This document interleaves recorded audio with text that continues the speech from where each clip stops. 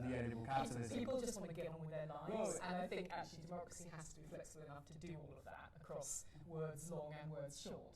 Democracy means that people's needs have to be balanced, so you're not going to get the thing that you want tomorrow and just as you wanted it.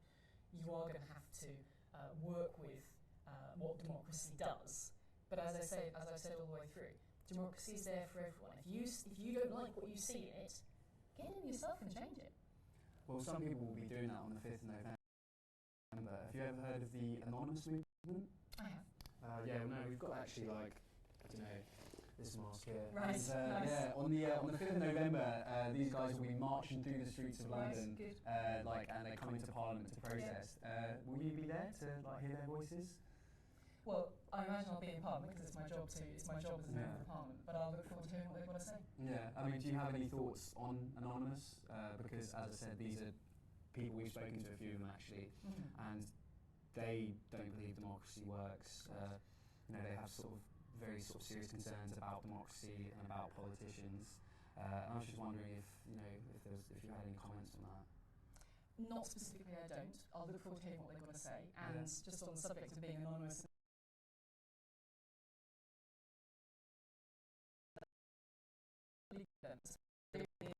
Police came in and warded it off and stuff.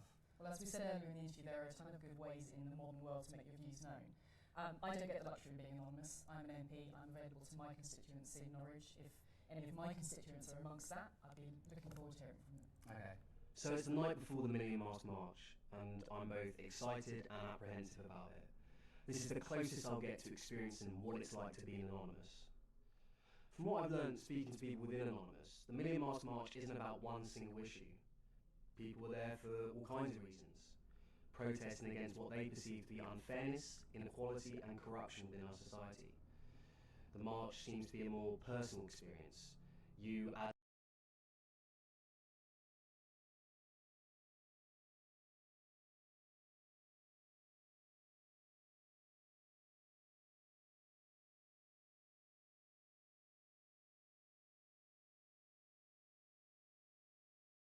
is that statement.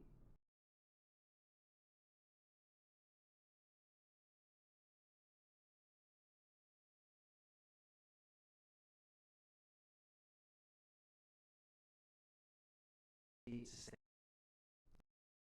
I suppose that in itself is the essence of revolution.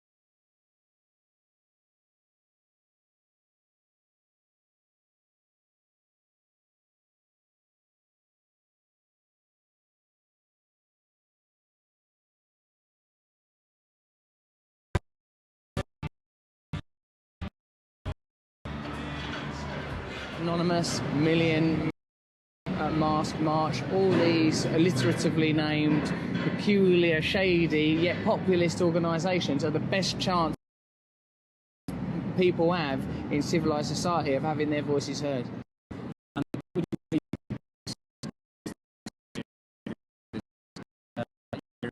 Oh well, the system works, you know. Well, I think that people that say the system works, if you, you know,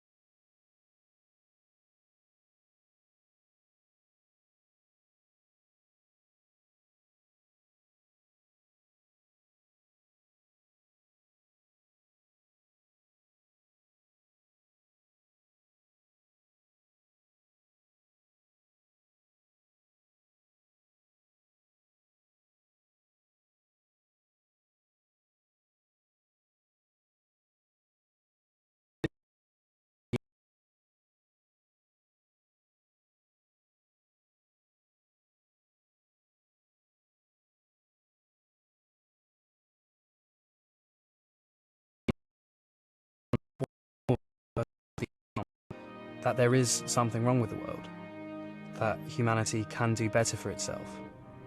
And perhaps most importantly, they remind us that a better world is possible, a fairer world. And that, comrades, is a world worth fighting for. We have nothing to lose but our chains.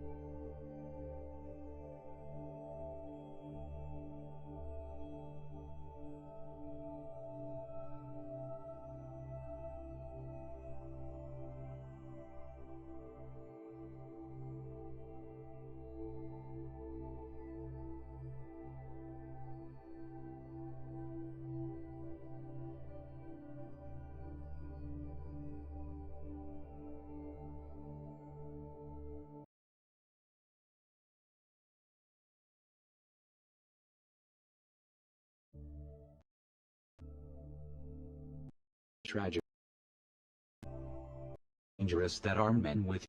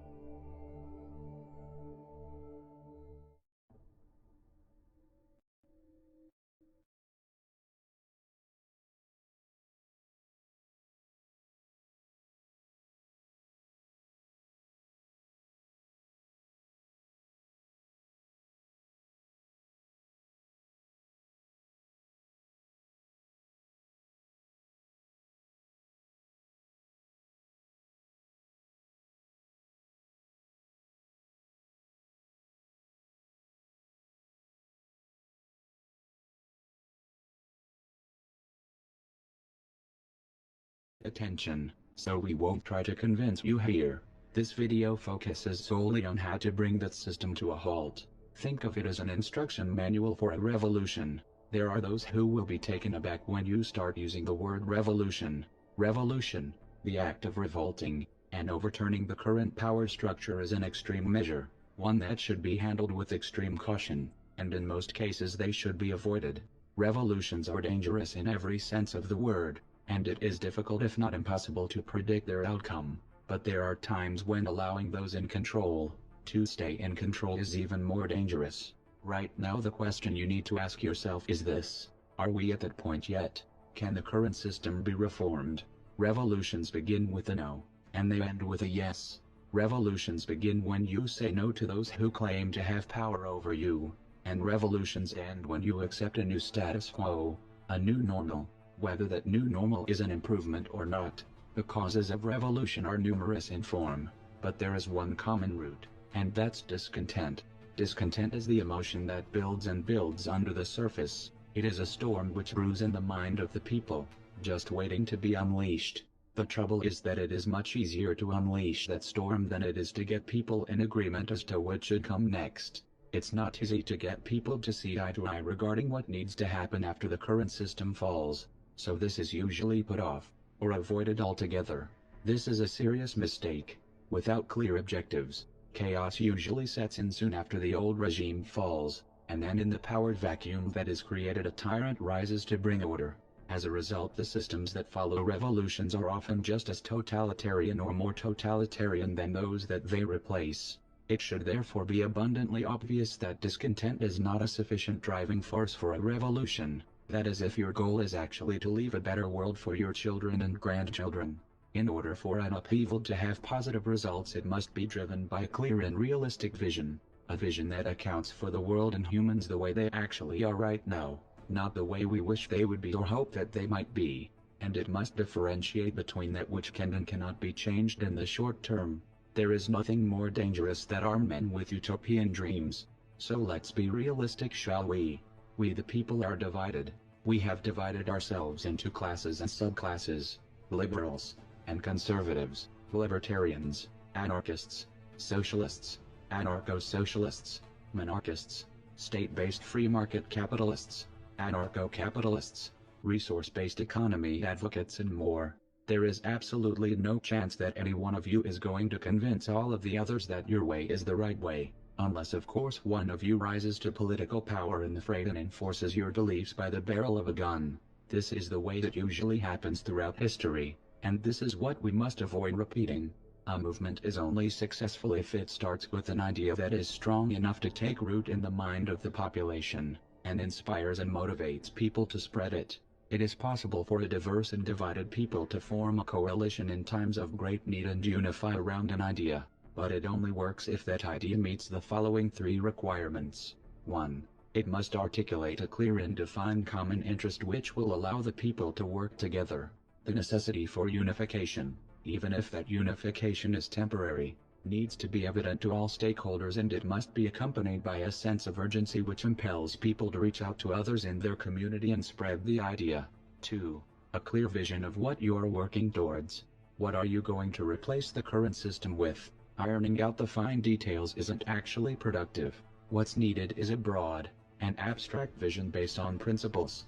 In human societies, extreme and abrupt changes are usually destructive. All efforts must be made to retain social stability, and this means steering clear of any sort of utopian fantasies. The time to rewire humanity is not during a period crisis. Historically, such attempts usually end in tragedy. 3. A plan of action and a clear understanding of the rules of engagement. We'll refer to these three elements collectively as the conscious revolution paradigm. You don't have to get mystical about it. It just means think before you act. Let's start with the common interest. Establishing our common interest is easy if you are informed. And if the people around you aren't informed, then your job is clear. Inform them. Whether you consider yourself liberal or conservative, or none of the above, the bankers and corporations which hold the puppet strings of the state have placed us all on a path that leads to complete and total destruction. Our common interest is the world we are leaving our children. The clear vision of what we are working towards is much harder. Again, there is nothing more dangerous than armed men with utopian dreams, and there's no greater symptom of utopianism than the illusion that we can convince the entire world to accept one monolithic belief system. Yet at the same time, all great movements are driven by an idea. They are driven by a vision. How do we resolve this apparent contradiction? How do we find a common vision without falling for the naive fantasy that we can unify all worldviews? The answer is actually pretty simple, and that's a good thing, because only very simple ideas can be transmitted from person to person without breaking down. Our vision must start with the foundational understanding that there is not one single right way for humans to live on this planet, and that it is unacceptable to force others into any system without their consent, or to use violence or coercion to compel them to obey a set of rules that they never agreed to. That should be common sense, but it's really not for most people. Most people like to use government thugs to enforce their good intentions. They just don't like it when it comes home to roost and the gun is pointed in their face. When the system falls, there is going to be no way to reconstitute it in its old shape and size without violence and coercion, and even that probably wouldn't work. Therefore, the only real, ethical option is to accept that Humpty Dumpty isn't going to be put back together again. When the United States falls, it's not coming back. This may not be true for smaller countries who are socially and ideologically unified. When it's time to rebuild, we don't need to figure out one system that everyone can fit under. Rather, we need to figure out an approach which facilitates multiple systems side by side. What would that look like? Imagine a network of small voluntarily formed communities bound together in loose federations that cooperate for mutual defense and trade as needed, with decision-making taking place at the local level. It's a simple concept, one that has been applied many times throughout history. The most striking example, however, is the Iroquois Federation, which unified 6 tribes, each with their own cultures and traditions. The Iroquois Federation existed before the arrival of Columbus and lasted until 1779, when they were conquered militarily by the U.S. Many historians believe that the Iroquois Federation served as the original inspiration for the United States. The most striking difference being that the Iroquois Federation never had a central government. No one at the top had the power to force the member tribes to do anything whatsoever, and yet this system worked well. So clearly this is not a utopian fantasy. It is a viable option, and it's the only option that can be enacted on a voluntary basis. The final element of the conscious revolution paradigm is the plan of action, the strategy and tactics, the short-term and long-term goals, and the structure of the movement. First, let's start with the top-level strategy and move towards tactics. Some think of revolution in terms of bullets and bombs, but this is a misconception. Revolutions are about pulling the pillars of power out from underneath the state one by one until it falls. The state leans on 3 primary pillars of power. 1. Control of the group mind, ideas and beliefs. 2. The control of money, finance and thereby human activity. 3. The monopoly on violence, and the use of intimidation to extract obedience by fear. There are 3 stages of a revolution. They are sequential, and they correlate directly with the 3 pillars of power. The first is the ideological revolution. This is where we undermine the belief systems which support their control. This is where we systematically erode at their illusion of legitimacy, their aura of power. We expose these criminals for the scoundrels that they are, and we inspire discontent among those who the state depends on for its functioning. If you're new to this, welcome to the party. It's already in full swing. And guess what? We're winning. The powers that be have lost control of the dialogue, and they know it. The second phase of the revolution is strategic non-compliance, or more accurately defiance. This can take many forms, and multiple approaches can be used at the same time. The goal of strategic non-compliance is to interrupt the chain of obedience for as long as possible, as many times as possible, to publicize that interruption on as large a scale as possible, to document the police and/or military brutality that follows, and to distribute that footage far and wide. The purpose of this is to damage the ruling party's image, because power is all about image. It's all smoke and mirrors. Once that image starts to break down, this inspires others to disobey. Monkey see, monkey do, and when this catches on and contagion sets in, it becomes a force of nature, like a tidal wave. It's all about reaching critical mass. What's crucial to understand here is that revolutions are almost entirely psychological in nature. In this context, building confidence is the most important element. Therefore, it is better to do small successful operations and build up from there, than it is to start with large high-stakes events. The third stage of revolution comes when the people have built the necessary momentum to take the monopoly on violence out of the hands of the current regime.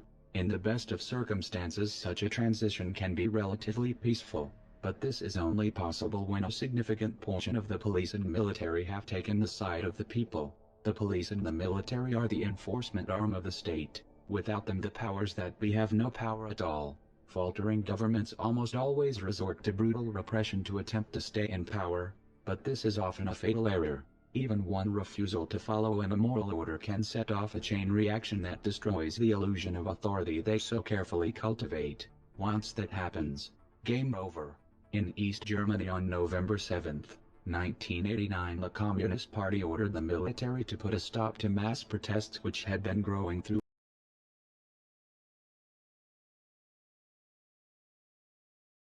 to document the necessary momentum to take the monopoly on violence out of the hands of the current regime.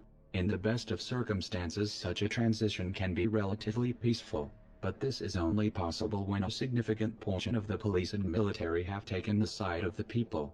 The police and the military are the enforcement arm of the state. Without them, the powers that be have no power at all.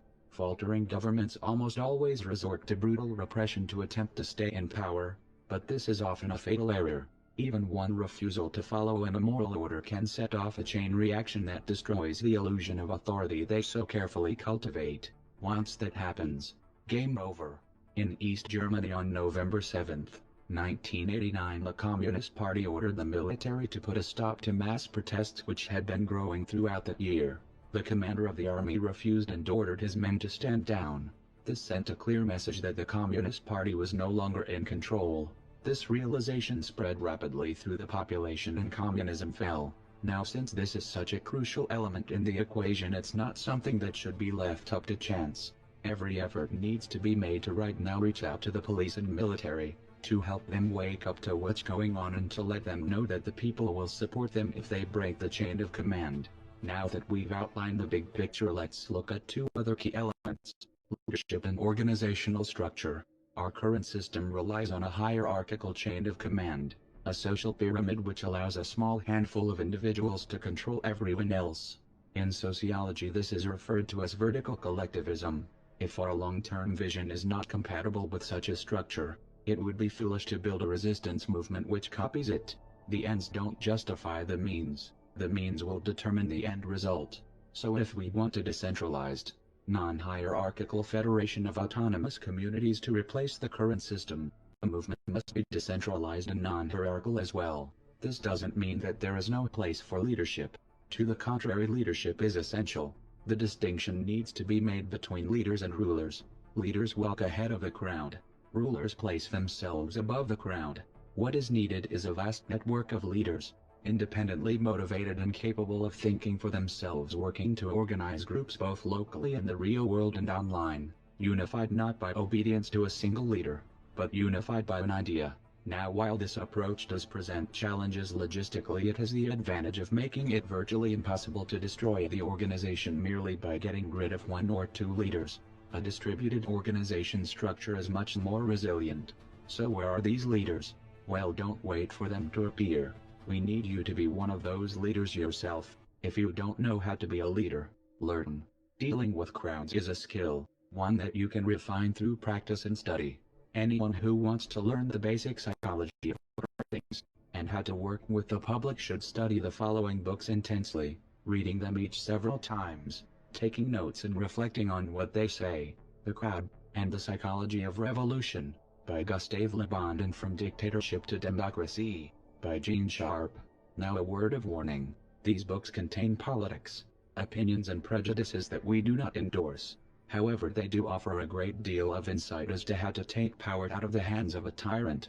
Leadership takes many forms and can mean many things depending on the situation. However, the primary job of leaders is to inspire people to take action, to organize people into groups so that they can be more effective than isolated individuals, and to train others to do the same.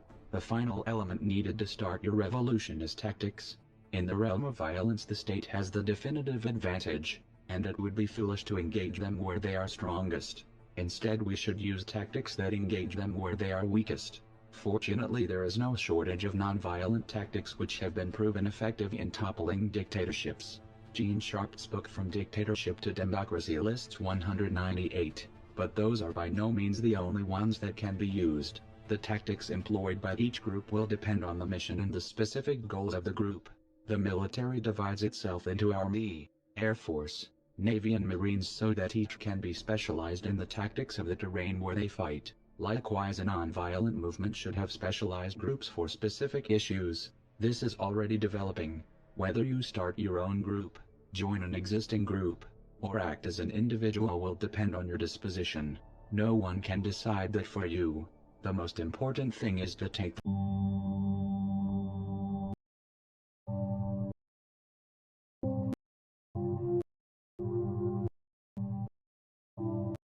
Это оружие первое.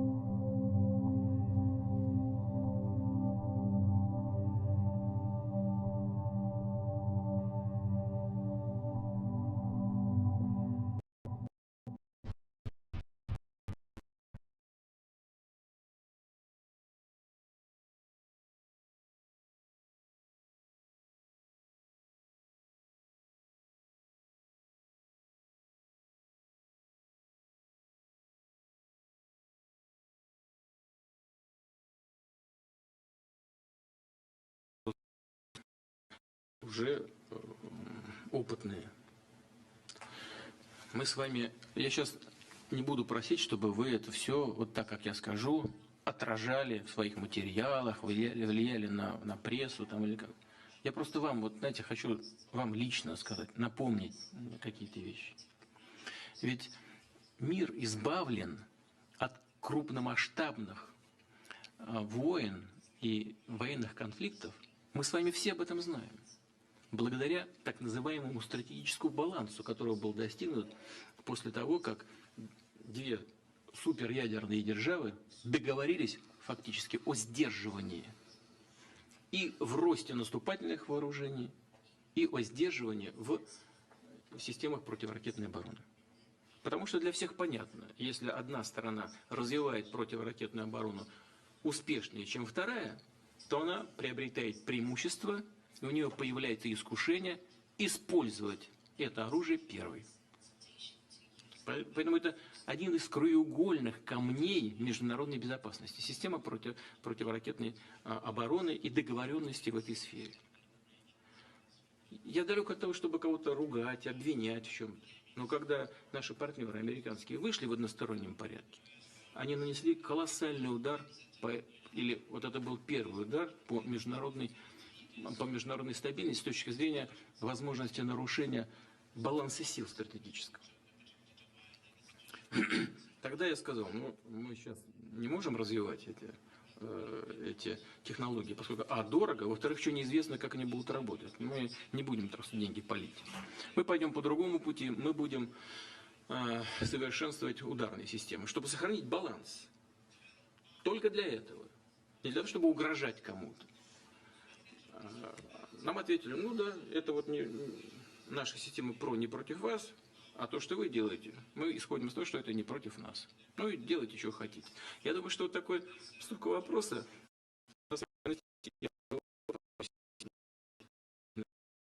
связано было с тем, что это же начало 2000-х годов. Россия находилась в очень сложном положении. Развал экономики, значит, фактически гражданская война и борьба с терроризмом на Кавказе, оборонная промышленность в развале, вооруженные силы в ужасном состоянии. Ну, кому в голову приходилось, что Россия сможет наращивать стратегические вооружения? Наверное, думали о том, что пройдет некоторое время, имеющиеся, доставшиеся от Советского Союза вооружения будут деградировать. Поэтому сказать, да делайте, что хотите. Но мы предупреждали, что мы будем это делать. Мы сказали об этом. И мы делаем. И я вас уверяю, сегодня Россия добилась существенных успехов на этом пути. Я сейчас не буду всего перечислять, но мы модернизировали наши комплексы. И успешно развиваем новые поколения. Я уже не говорю о системах преодоления, системы противоракетной обороны. Но наши партнеры, несмотря на все наши возражения, на все наши предложения о реальном сотрудничестве, не хотят с нами сотрудничать, отвергают все наши предложения и действуют по своему плану. Я сейчас не буду, некоторые вещи считаю даже пока некорректным говорить публично. Ну, можете мне верить, можете не верить. Мы предлагали конкретные элементы, конкретный вариант сотрудничества. Они реально все были отклонены. Но вот все-таки пришли к тому, что сейчас построили систему ПРО в Румынии. Говорили это все время о чем? Нам нужно защититься от иранской ядерной угрозы. Где ядерная угроза иранская? Ее нет? Договор подписали уже. И причем Соединенные Штаты были, по сути, инициаторами этого договора с Ираном. Мы помогли, мы поддержали. Но если бы не позиция США, не было бы этого договора. И это, безусловно, заслуга президента Обамы. Потому что я считаю, это договор правильный, он разрядил ситуацию вокруг Ирана. И президент Обама может записать это, безусловно, в свой послужной список как результат своей работы на этом направлении. Но угрозы нет, а система ПРО продолжает строиться. Значит, мы были правы, когда говорили, что нас обманывают. С нами неискренне, ссылаясь на якобы имеющуюся иранскую ядерную угрозу при строительстве системы ПРО. Ну так оно и есть на самом деле. В очередной раз пытались нас надуть. Сейчас построили эту систему, сейчас ставят там ракеты. Так? Но вам должно быть известно, что ракеты эти закладываются в капсулу, которая используется для пусков ракет средней дальности «Томагавк» морского базирования. Значит, туда закладывают сейчас антиракеты, способные поражать цели на расстоянии 500 километров. Но мы знаем, технологии развиваются. Мы примерно знаем, в каком году примерно американцы получат новые антиракеты, которые способны поражать цели на 1000, а потом больше. И с этого момента они начнут угрожать нашему ядерному потенциалу. Мы по годам знаем, что будет происходить. И они знают, что мы знаем. Это вам только вешают лапшу на уши, как у нас говорят. А вы, в свою очередь, вешаете своему населению. И люди не чувствуют опасности. Вот меня что беспокоит. Ну как мы не можем понять? Мы тащим мир вообще в совершенно новое измерение. Вот в чем проблема. Делают вид, что как будто ничего не происходит. Но я не знаю даже, как достучаться. Да, и о чем говорят? Это часть оборонного потенциала, не наступательного. Это значит, системы, которые призваны оградить от агрессии. Это неправда, это не так. Стратегическая система противоракетной обороны – это часть наступательного стратегического потенциала. И все это работает в единой связке с наступательными ударными комплексами. Одни прикрывают, одни наносят упреждающий удар высокоточным оружием, другие прикрывают от ядерного ответного удара, третьи, значит, наносят сами ядерный удар. Это все в комплексе решается. В комплексе современном неядерного исполнения высокоточным оружием. Значит, ну ладно, вот эти противоракеты, которые будут развиваться и будут все больше и больше нам угрожать. Но вот в эти чехлы, куда закладываются антиракеты, я же сказал, что они берутся с кораблей, и там эти шахты, так скажем, используются для томагавков. Но там можно вообще просто за несколько часов поставить туда томагавки и все. И это уже никакие не противоракеты. Откуда мы знаем, что там в этих шахтах находится? Нужно просто изменить программу. Все. Это работа абсолютно незаметная. До Румынии никто не будет знать, что там происходит. И что, допускают румын туда, что ли? Никто не будет знать, ни румыны не будут знать, ни поляки не будут знать. Я знаю, как это делается. Это, на мой взгляд, это большая опасность. Вот когда-то мы обсуждали с нашими партнерами американскими, у них была идея создания баллистических ракет в неядерном исполнении. И мы им тогда сказали: слушайте, ну вы понимаете, что это такое или нет? Вот у вас будут стартовать ракеты с подводных лодок, с территории. Стартует баллистическая ракета. Мы же не знаем, есть там ядерная головка или нет. Какую угрозу вы будете создавать? Но, насколько нам известно, сегодня эта программа не осуществляется. Они ее остановили пока. Но это продолжают. К чему это все придет, я не знаю. Но я знаю точно, что мы вынуждены будем отвечать. Только я уже заранее знаю, чтобы нас будут обвинять опять в агрессивном поведении, хотя это только ответ. Но ясно, что мы должны будем обеспечить безопасность, не только свою. Но нам очень важно обеспечить стратегический баланс в мире. И еще раз вернусь к этому и закончу ответ на этот вопрос с того, с чего начал. Вот именно этот стратегический баланс гарантировал мир на планете, гарантировал нас от крупных вооруженных конфликтов за последние 70 лет. И это благо. Хоть оно такое, знаете, основанное как бы на взаимной угрозе, но тем не менее взаимная угроза, она обеспечила нам глобальный мир на протяжении десятилетий. Как его можно разрушить, так я не знаю. Мне кажется, что это очень опасно. Не только кажется, я в этом уверен. И люди не чувствуют опасности. Вот меня что беспокоит. Ну как мы не можем понять? Мы тащим мир вообще в совершенно новое измерение. Вот в чем проблема. Делают вид, что как будто ничего не происходит.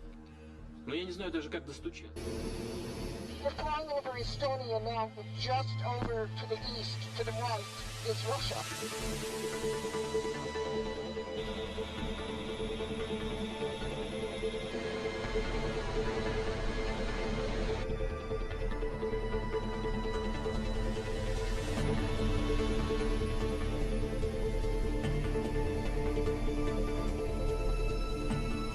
We are to be ready. We should not be.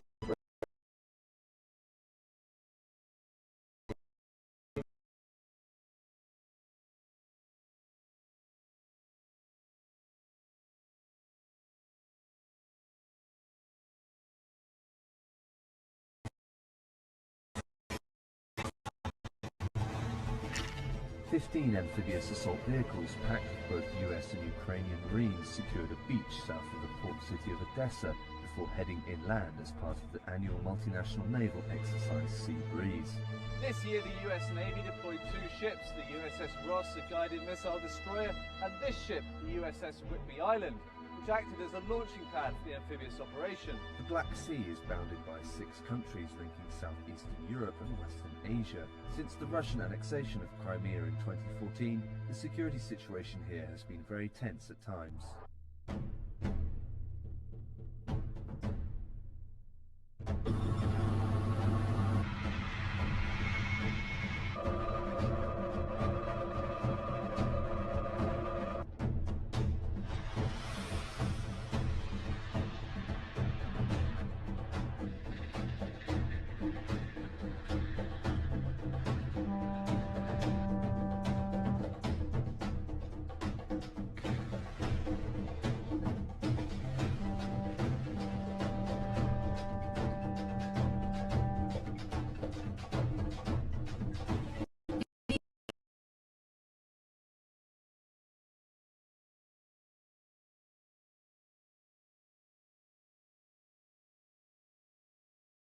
In US dollars, and would invest dollar in 9.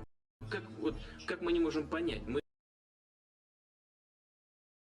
Regulates the Federal Reserve. Now, to make things even more interesting, these fractional reserve loans have interest attached, but the money to pay that interest doesn't exist in the system. As a result, there is always more total debt than there is money in circulation, and in order to stay afloat, the economy must grow perpetually. This is obviously not sustainable. Now you might be wondering how the dollar has maintained such a dominant position on the world stage for over 40 years if it's really little more than an elaborate Ponzi scheme. Well, this is where the dollar meets geopolitics. In 1973, under the shadow of the artificial OPEC oil crisis, the Nixon administration began secret negotiations with the government of Saudi Arabia to establish what came to be referred to as the petrodollar recycling system. Under the arrangement, the Saudis would only sell their oil in US dollars, and would invest a majority of their excess oil profits into US banks and capital markets. The IMF would then use this money to facilitate loans to oil importers who were having difficulties covering the increase in oil prices. The payments and interest on these loans would of course be denominated in US dollars. This agreement was formalized in the US-Saudi Arabian Joint Commission on Economic Cooperation, put together by Nixon's Secretary of State Henry Kissinger in 1974. Another document released by the Congressional Research Service reveals that these negotiations had a net to them, as U.S. officials were openly discussing the feasibility of seizing oil fields in Saudi Arabia militarily. The system was expanded to include the rest of OPEC by 1975. Though presented as a buffer to the recessionary effects of rising oil prices, this arrangement had a hidden side effect. It removed the traditional restraints on U.S. monetary policy.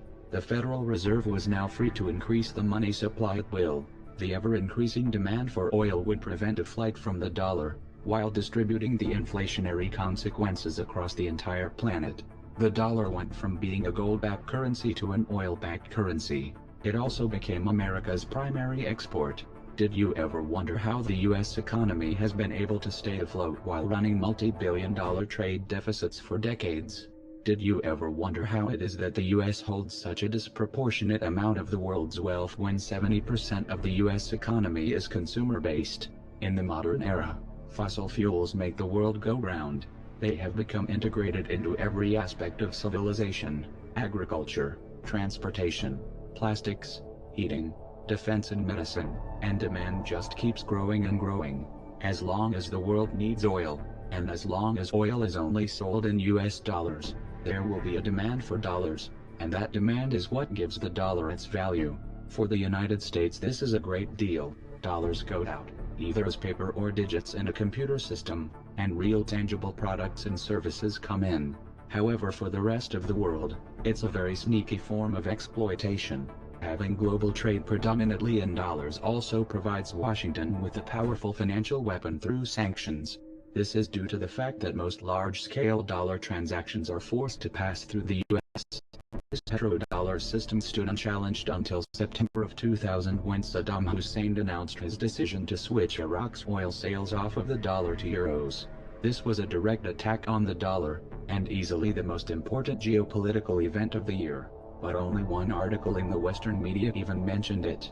In the same month that Saddam announced he was moving away from the dollar, an organization called the Project for a New American Century, of which Dick Cheney just happened to be a member, released a document entitled Rebuilding America's Defenses Strategy, Forces and Resources for a New Century. This document called for massive increases in U.S. military spending and a much more aggressive foreign policy in order to expand U.S. dominance worldwide. However, the document lamented that achieving these goals would take many years, absent some catastrophic and catalyzing event like a new Pearl Harbor. 1 year later they got it. Writing the emotional reaction to 9/11, the Bush administration was able to invade Afghanistan and Iraq and pass the Patriot Act all without any significant resistance. There were no weapons of mass destruction in Iraq, and this wasn't a question of bad intelligence. This was a cold calculated lie. And the decision to invade was made in full knowledge of the disaster which would follow. They knew exactly what was going to happen, but in 2003, they did it anyway. Once Iraqi oil fields were under U.S. control, oil sales were immediately switched back to the dollar. Mission accomplished. Soon after the invasion of Iraq, the Bush administration attempted to extend these wars to Iran. Supposedly the Iranian government was working to build a nuclear weapon. After the Iraq fiasco, Washington's credibility was severely damaged. As a result, they were unable to muster international or domestic support for an intervention. Their efforts were further sabotaged by elements within the CIA and Mossad who came forward to state that Iran had not even made the decision to develop nuclear weapons, much less begin an attempt. However, the demonization campaign against Iran continued even into the Obama administration. Why?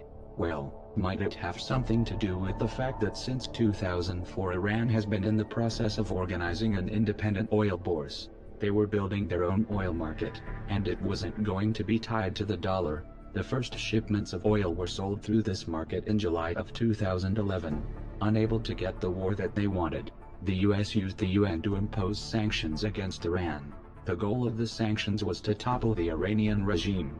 While this did inflict damage on the Iranian economy, the measures failed to destabilize the country. This was due in large part to Russia's assistance in bypassing U.S. banking restrictions. In February of 2009, Muammar Gaddafi was named chairman of the African Union. He immediately proposed the formation of a unified state with a single currency. It was the nature of that proposed currency that got him killed. In March of 2009, the African Union released a document entitled Towards a Single African Currency. Pages 106 and 107 of that document specifically discuss the benefits and technicalities of running the African Central Bank under a gold standard. On page 94 it explicitly states that the key to the success of the African Monetary Union would be the eventual linking of a single African currency to the most monetary of all commodities, gold. Note that the page number is different on other versions of the document that they released. In 2011 the CIA moved into Libya and began backing militant groups in their campaign to topple Gaddafi, and the US and NATO pushed through and stretched a UN no-fly zone resolution to tip the balance with airstrikes. The presence of al-Qaeda extremists among these rebel fighters was swept under the rug. Libya, like Iran and Iraq, had committed the unforgivable crime of challenging the US dollar. The NATO intervention in Libya segued into a covert war on Syria. The armories of the Libyan government were looted and the weapons were shipped via Turkey to Syrian rebels groups working to topple Assad. It was already clear at this point that many of these fighters had ties to terrorist organizations. However, the U.S. national security apparatus viewed this as a necessary evil. In fact, the Council on Foreign Relations published an article in 2012 stating that the influx of jihadis brings discipline, religious fervor, battle experience from Iraq, funding from Sunni sympathizers in the Gulf, and most importantly, deadly results. In short, the FSA needs Al-Qaeda now. Let's be clear here, the US put ISIS in power. In 2013, these same Al-Qaeda-linked Syrian rebels launched 2 sarin gas attacks. This was an attempt to frame Assad and muster international support for military intervention. Fortunately, they were exposed by UN and Russian investigators, and the push for airstrikes completely fell apart when Russia stepped in to broker a diplomatic solution. The campaign for regime change in Syria, as in Libya, has been presented in terms of human rights. Obviously, this isn't the real motive. In 2009, Qatar put forth a proposal to run a natural gas pipeline through Syria and Turkey to Europe. Assad, however, rejected this, and in 2011 he forged a pact with Iraq and Iran to run a pipeline eastward, cutting Qatar and Saudi Arabia out of the loop completely. Not surprisingly, Qatar, Saudi Arabia and Turkey have been the most aggressive regional players in the push to topple the Syrian government. But why would this pipeline dispute put Syria in Washington's crosshairs? 3 reasons. 1. This pipeline arrangement would significantly strengthen Iran's position, allowing them to export to European markets without having to pass through any of Washington's allies. This obviously reduces the US government's leverage. 2. Syria is Iran's closest ally. Its collapse would inherently weaken Iran. 3. Syria and Iran have a mutual defense agreement, and a US intervention in Syria could open the door to open conflict with Iran. In February of 2014, this global chess game heated up in a new venue, Ukraine. The real target, however, was Russia. You see, Russia just happens to be the world's 2nd largest oil exporter, and not only have they been a thorn in Washington's side diplomatically, but they also opened an energy bourse in 2008, with sales denominated in rubles and gold. This project had been in the works since 2006. They have also been working with China to pull off of the dollar in all of their bilateral trade. Russia has also been in the process of organizing a Eurasian Economic Union, which includes plans to adopt common currency unit, and which is slated to have its own independent energy market. Ukraine had been presented with a choice: either join the EU under an association agreement or join the Eurasian Union. The EU insisted that this was an either-or proposition. Ukraine couldn't join both. Russia, on the other hand, asserted that joining both posed no issue. President Yanukovych decided to go with Russia. In response, the US national security apparatus did what it does best. They toppled Yanukovych and installed a puppet government. Though this all seemed to be going well at first, the US quickly lost control of the situation. Crimea held a referendum and the people voted overwhelmingly to secede from Ukraine and reunify with Russia. The transition was orderly and peaceful. No one was killed. Yet the West immediately framed the entire event as an act of Russian aggression, and this became the go-to mantra from that point on. Crimea is important geostrategically because of its position in the Black Sea, which allows for the projection of naval power into the Mediterranean. It has also been Russian territory for most of recent history. The US has been pushing for Ukraine's inclusion into NATO for years now. Such a move would place US forces right on Russia's border and could have potentially resulted in Russia losing their naval base in Crimea. This is why Russia immediately accepted the results of the Crimean referendum and quickly consolidated the territory. Meanwhile, in eastern Ukraine, 2 regions declared independence from Kiev and held referendums of their own, the results of which overwhelmingly favored self-rule. Kiev responded to this with what they referred to as anti-terrorist operations. In practice, this was a massive and indiscriminate killing of civilians. Apparently, killing civilians didn't qualify as aggression to the West. In fact, the IMF explicitly warned the provisional government that their $17 billion loan package could be in danger if they were not able to put down the uprising in eastern Ukraine. While the war against eastern Ukraine was raging, elections were held and Petro Poroshenko was elected president. It turns out that Poroshenko was exposed by a leaked diplomatic cable released by WikiLeaks in 2008 as having worked as a mole for the US State Department since 2006. They referred to him as our Ukraine insider. and much of the cable referred to information that he was providing. A separate cable showed that the US knew Poroshenko was corrupt even at that point. Having a puppet in place, however, hasn't turned out to be enough to give Washington the upper hand in this crisis. What does Washington do when they have no other leverage? They impose sanctions. They demonize and pull a false flag. This isn't a very good strategy when dealing with Russia. In fact, it has already backfired. The sanctions have merely pushed Russia and China into closer cooperation and accelerated Russia's de-dollarization agenda. And in spite of the rhetoric, this has not led to Russia being isolated. The US and NATO have put a wedge between themselves and Russia, but not between Russia and the rest of the world. This new anti-dollar axis goes deeper than economics. These countries understand what's at stake here. This is why, in the wake of the Ukrainian crisis, China has proposed a new Eurasian Security Pact which would include Russia and Iran. Consider the implications here as the Obama administration begins bombing in Syria, which also has a mutual defense agreement with Iran. This is leading us straight to World War III. The masses may not have figured it out yet, but history will remember it that way. Alliances are already solidifying and a hot war is underway on multiple fronts. If the provocations and proxy wars continue, it's only a matter of time before the big players confront each other directly, and that is a recipe for disaster. Does all of this sound insane to you? Well, you're right. The people running the world right now are insane, and the public is sleepwalking into a tragedy. If you want to alter the course that we are on, there's only one way to do it. We have to wake up that public. Even the most powerful weapons of war are neutralized if you reach the mind of the man behind the trigger. How do we wake the masses, you asked? Don't wait for someone else to answer that for you. Get creative. Act like your children's and grandchildren's futures depend on it, because they do. The concept that humanity is teetering on the edge of a third world war is no longer the domain of the lunatic fringe. Those of you who have been paying attention know that in reality, the war is already underway. In this video we are going to examine the profiles of the key players and the alliances they've formed, expose their motives, and present evidence of crimes that they've already committed. Russia, China, and Iran have all explicitly sided with the Syrian government. Russia is providing air support, advanced anti-aircraft missile systems, heavy weapons and training. Iran, for its part, has troops on the ground. For the time being, China is more preoccupied with the ongoing tensions in the South China Sea, and has not flexed its missiles in Syria, as of yet. However, they should always be considered a wild card variable. The current Iraqi government is also a wild card. In 2015 they began to indicate where their loyalties lay in several meaningful ways. For example, they told the US government that new ground operations were not welcome, while at the same time announcing that they intend to look to Russia for military assistance. The list of countries pushing for regime change in Syria is a bit longer.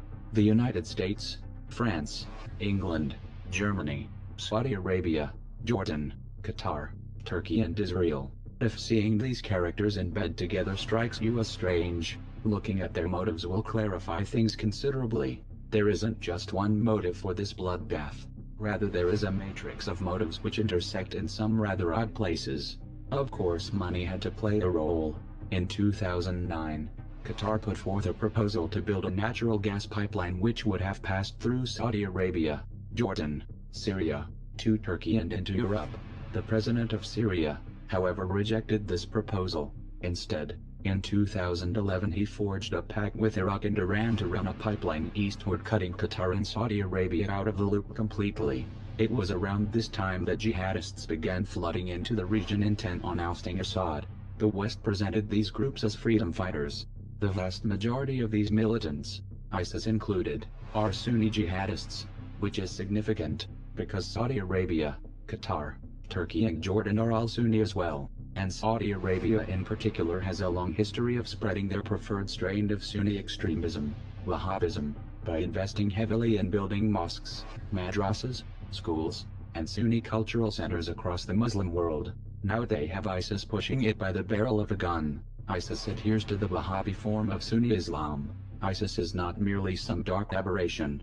Wahhabism as a philosophy calls for its adherents to take the reins of power by force, and to impose Sharia law. Wahhabism also encourages its followers to persecute Shia Muslims, which they consider apostates. And of course apostasy is punishable by death. Iran is Shia. The current government in Iraq is Shia, and has strong ties with Iran. The pipeline deal which Assad accepted would strengthen this Shia bloc, and its regional influence. The Sunnis don't like this. In fact, they've even coined a term to describe it, the Shia crescent. Israel also doesn't like this Shia crescent at all, and they have decided to work with the Sunnis to form a parallel bloc to counterbalance Iran's influence. That's why Israel has launched numerous airstrikes against the Syrian government over the years, and has provided medical care, logistical support. 2013, Israel's ambassador to the U.S., Michael Oren, told the Jerusalem Post that the initial message about the Syrian issue was that we always wanted Bashar Assad to go. We always preferred the bad guys who were not backed by Iran, compared to the bad guys who were backed by Iran. He said, this was the case. He said, even if the other bad guys were affiliated to Al-Qaeda. Let that sink in for a moment.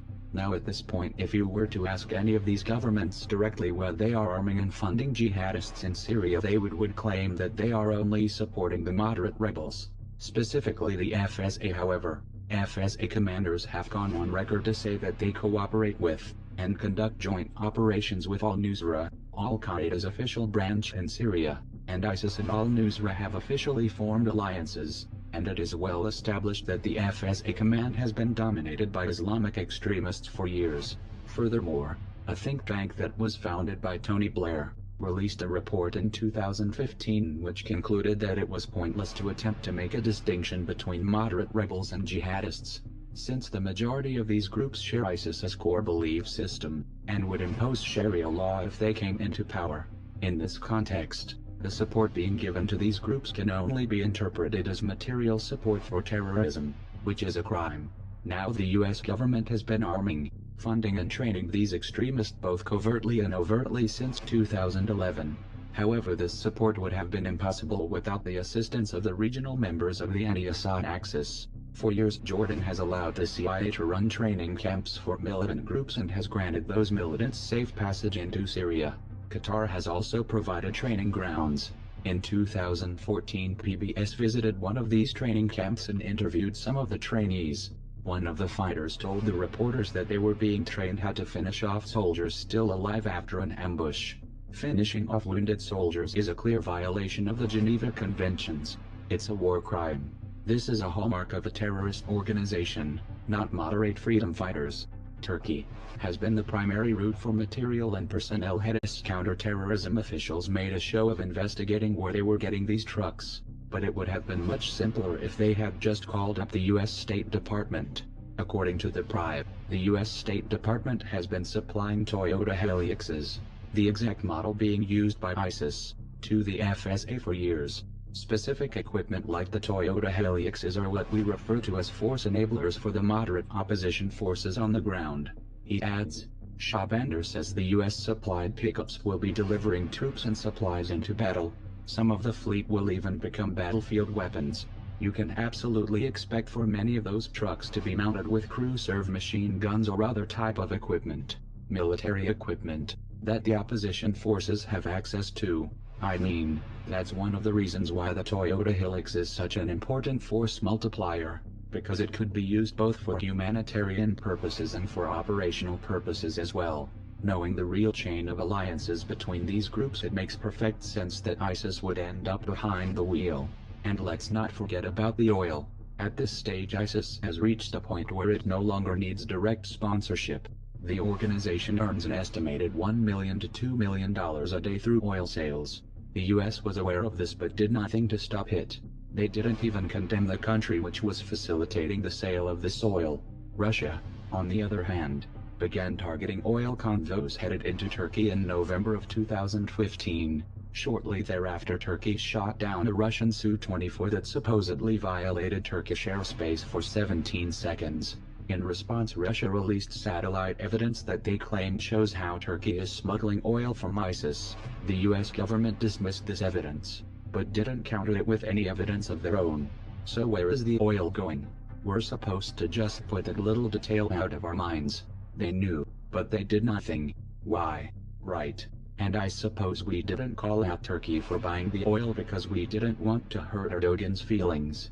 Clearly it is not in the interest of the anti-Assad axis to eliminate ISIS. The United States and France are keen to make a show of airstrikes and special forces. But what they really want is the ability to operate in Syria militarily. This is the only way they'll have any chance of influencing the outcome. Trouble is, Russia is dug in. Unlike the United States and France, they have permission to operate in the country, and this has allowed them to set up bases, and a strong anti-aircraft defense grid which at any point could be used to enforce a no-fly zone. Washington is in a weak position. It can't really win from this angle, so they'll have to find a way to put Russia off balance and retake the momentum. It's important to remember the real stakes in this conflict. The West is in a state of decline. Their influence is waning. If the US and their allies fail to remove Assad from power, what they will be faced with is more than just a strong Shia crescent.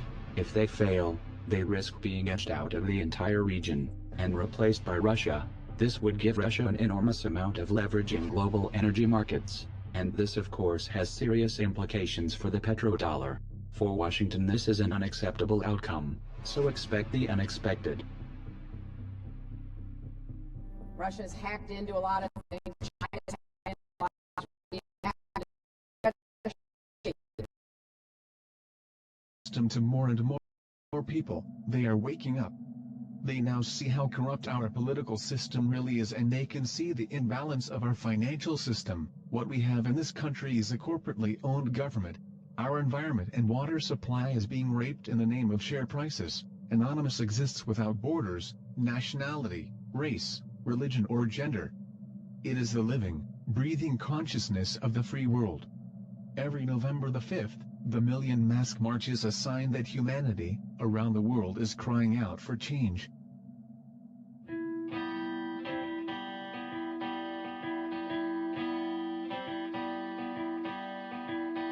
It's not even worth talking to him. It's honestly what they're gonna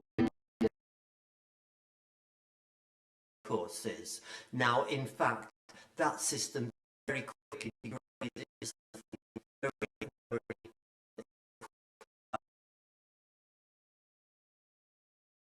it won't change without you in it. But what if the formal politics doesn't represent, you know, their interests or, you know, their ideas? You know, I suppose it does go back to that idea of all the parties being the same, and it sort of leads on to the next question as well, which is, do you think there's like a problem with the system at the moment? Like, what kind of reforms are needed? Because a lot of young people, especially, would say that, you know, neoliberal capitalism, what we're living under at this very moment, isn't working. And that it needs to be reformed somehow. I mean, would you agree with that? What kind of reforms are needed? I've actually met very few young people who use that word to describe any of that. Neoliberal capitalism. People just want to get on with their lives, well, and I think actually democracy has to be flexible enough to do all of that across words long and words short. Mm-hmm. Democracy means that people's needs have to be balanced, so you're not going to get the thing that you want tomorrow and just as you wanted it. You are going to have to work with what democracy does. But as I've said all the way through, democracy is there for everyone. If you don't like what you see in it, get in yourself and change it. Well, some people will be doing that on the 5th of November. Have you ever heard of the Anonymous movement? I have. Yeah, well, no, we've got actually, like, I don't know, this mask here. Right, and, nice. Yeah, on the 5th of November, these guys will be marching through the streets of London, good. and they're coming to Parliament to protest. Yeah. Will you be there to like hear their voices? Well, I imagine I'll be in Parliament because it's my job as a member of Parliament. But I'll look forward to hearing what they've got to say. Yeah, I mean, do you have any thoughts on Anonymous? Because, as I said, these are people we've spoken to, a few of them actually, and they don't believe democracy works. Right. You know, they have sort of very sort of serious concerns about democracy and about politicians. And I was just wondering if, you know, if you had any comments on that. Not specifically, I don't. I'll look forward to hearing what they've got to say. And just on the subject of being anonymous.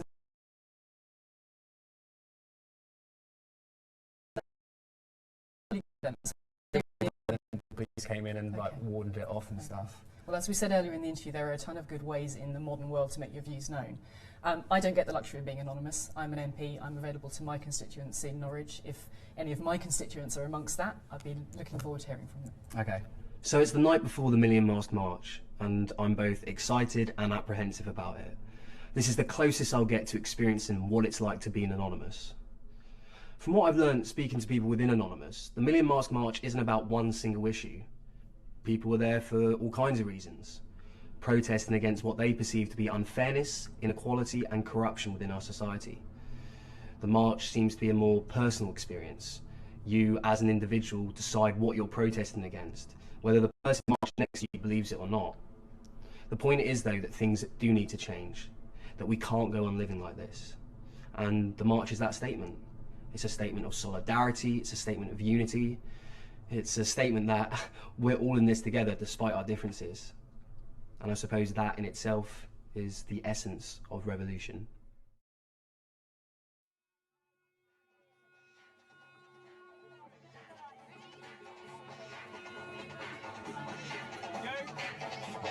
Are you ready? We're about to have a revolution.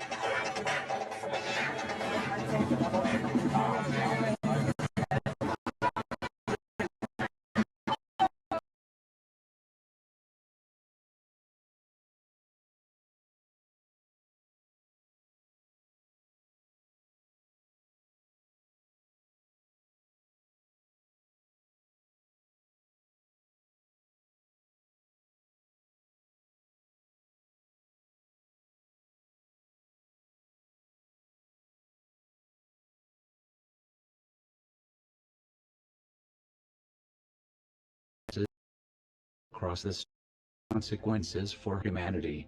While politicians bicker over power plays by opposing nations here on Earth, we continue to face many threats from beyond this world.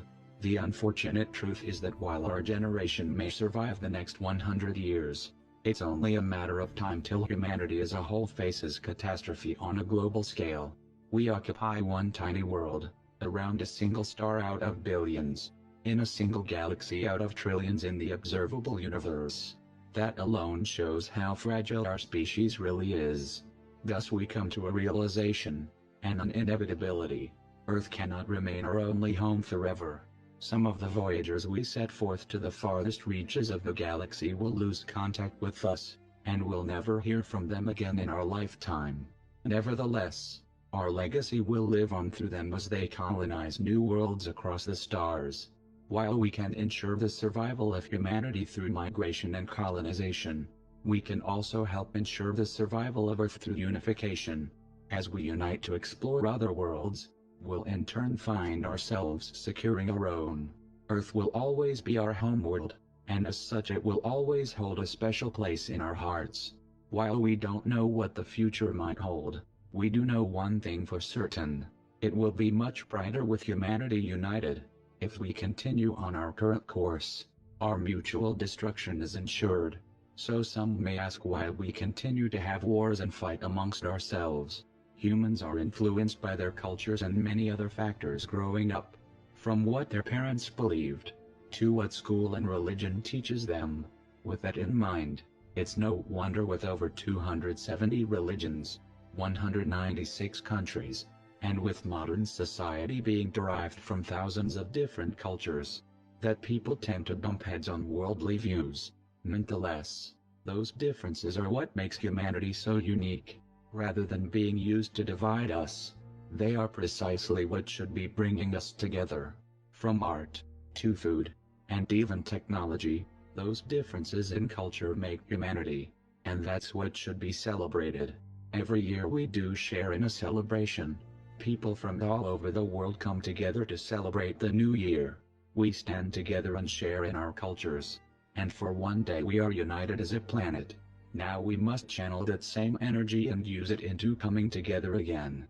Not for personal gain, not for the promise of money, or fame, but to embark in the greatest journey humanity has ever made.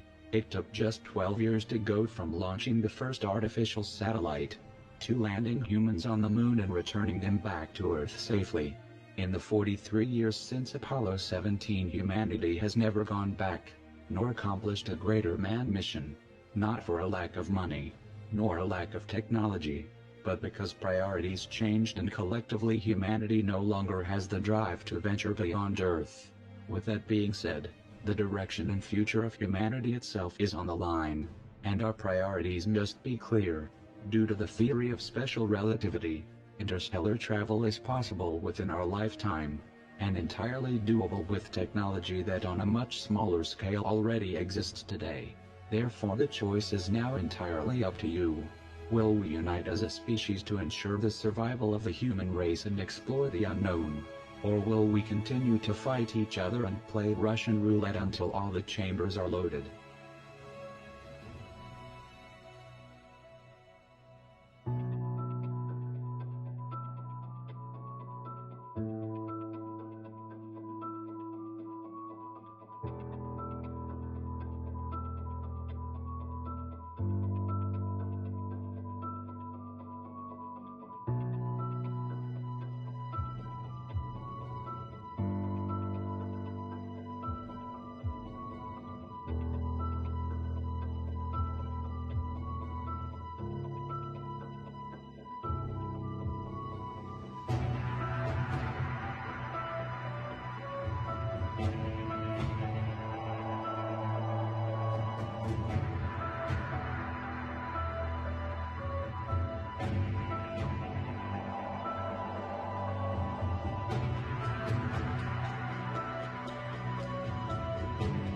Russia's hacked into a lot of things. China's hacked into a lot of things. Russia even hacked into the Democratic National Committee.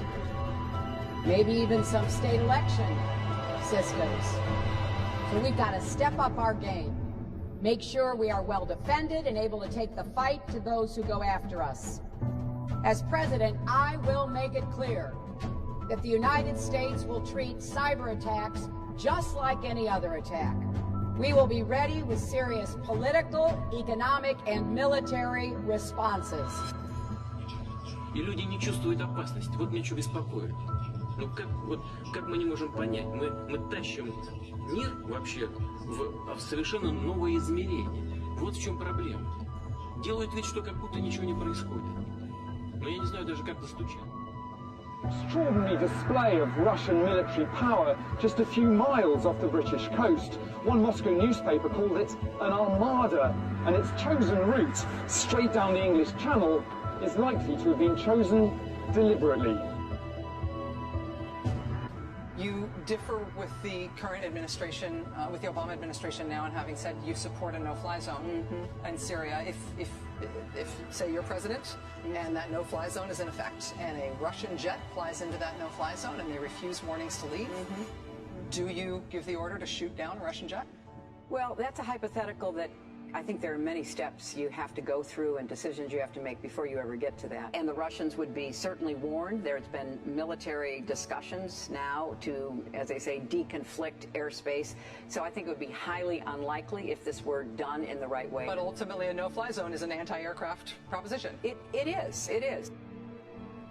You have talked about, and in the last debate and again today, that you would impose a no-fly zone to try to protect the people of Aleppo and to stop the killing there. President Obama has refused to do that because he fears it's going to draw us closer or deeper into the conflict. And General Joseph Dunford, the chairman of the Joint Chiefs of Staff, says, you impose a no-fly zone, chances are you're going to get into a war, his words, with Syria and Russia. I know you keep referring to Barack Obama all night here, but you in Syria talked about a no-fly zone, which the president certainly does not support, nor do I support, because A, it will cost an enormous sums of money. Second of all, it runs the risk of getting us sucked into perpetual warfare in that region. Right now, Senator, for us to control all of the airspace in Syria would require us to go to war against Syria and Russia.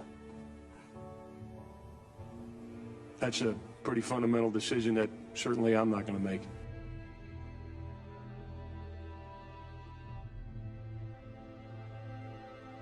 You claim to be leaders, yet you fail to lead when we need leaders the most. Globally, we are heading in some very dangerous directions. We are on courses that will lead to the senseless deaths of innocent people. Courses that could easily be altered towards peace. Deaths so simply avoided. You claim to be looking out for your citizens, yet you so readily send them off to war. Young men and women are sent to kill each other in the name of their countries. And for what? For vengeance. so you can have a moment of satisfaction before you come to your senses and realize how much you've lost in your bloodlust. We're all upset when something bad happens, especially when it's a pointless loss of life. However, that doesn't justify more senseless loss of life by our hands in response. All these pointless wars, so many lives lost over thousands of years, all over a sliver of a tiny blue dot. Do you even comprehend the magnitude of what you're doing? Humanity has the opportunity to expand well beyond the boundaries of this world. The universe is ever expanding, and its resources are vast. You can either see to it that we all die on this rock, or that we prosper as a species in this universe. The choice is yours. One thing is certain: if this pointless fighting doesn't stop, more innocent lives are inevitably going to be lost, and their deaths will be on your hands. You have a choice right now to really prove you're the leaders you claim to be, to put the citizens before your own comforts and desires, to promote the unity of our species rather than the division of our planet. These are your brothers and sisters. Do not condemn them to fight your battles and never forget them.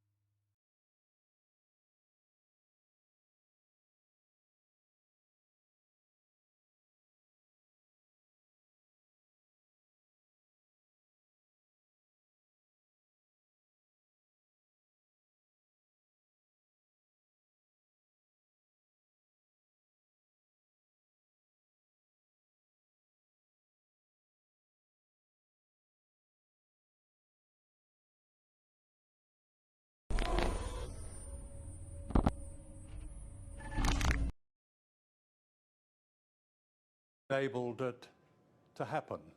And I'm speaking about mainly what I would call in the United States a liberal class. To a certain degree in this country, a liberal class. They told us that only the status quo, only a corrupt, warmongering status quo will be acceptable to the majority. Their surprise will have their hyperventilating and their frustration and their frenzied reaction to this for a long time. They've created Trump. They've created Trump in the same way they created Blair, in the same way that others like these people, like the kind of populist that Trump is, in the United States, they corrupted a voting system within the Democratic Party that ensured that another populist, Bernie Sanders, I don't think really he would have beaten Trump, but he was a populist, but instead the corrupt candidate, the embodiment of the status quo that has declared the whole world a battlefield, was the candidate of sanity, the candidate for women. This grotesque campaigning for a candidate for a person who represented great rapacious power has been probably the most eye-opening side to this. I don't think Trump was coming. You could see him coming a mile off, or a Trump. But before we move to Trump, just remind us, you mentioned rapacious power there, of quite how the rest of the world, particularly the global south, views Hillary Clinton like some sort of embodiment of evil. Why? I don't know why they view her as the embodiment of evil. I mean, she is clearly the embodiment of a corrupt system.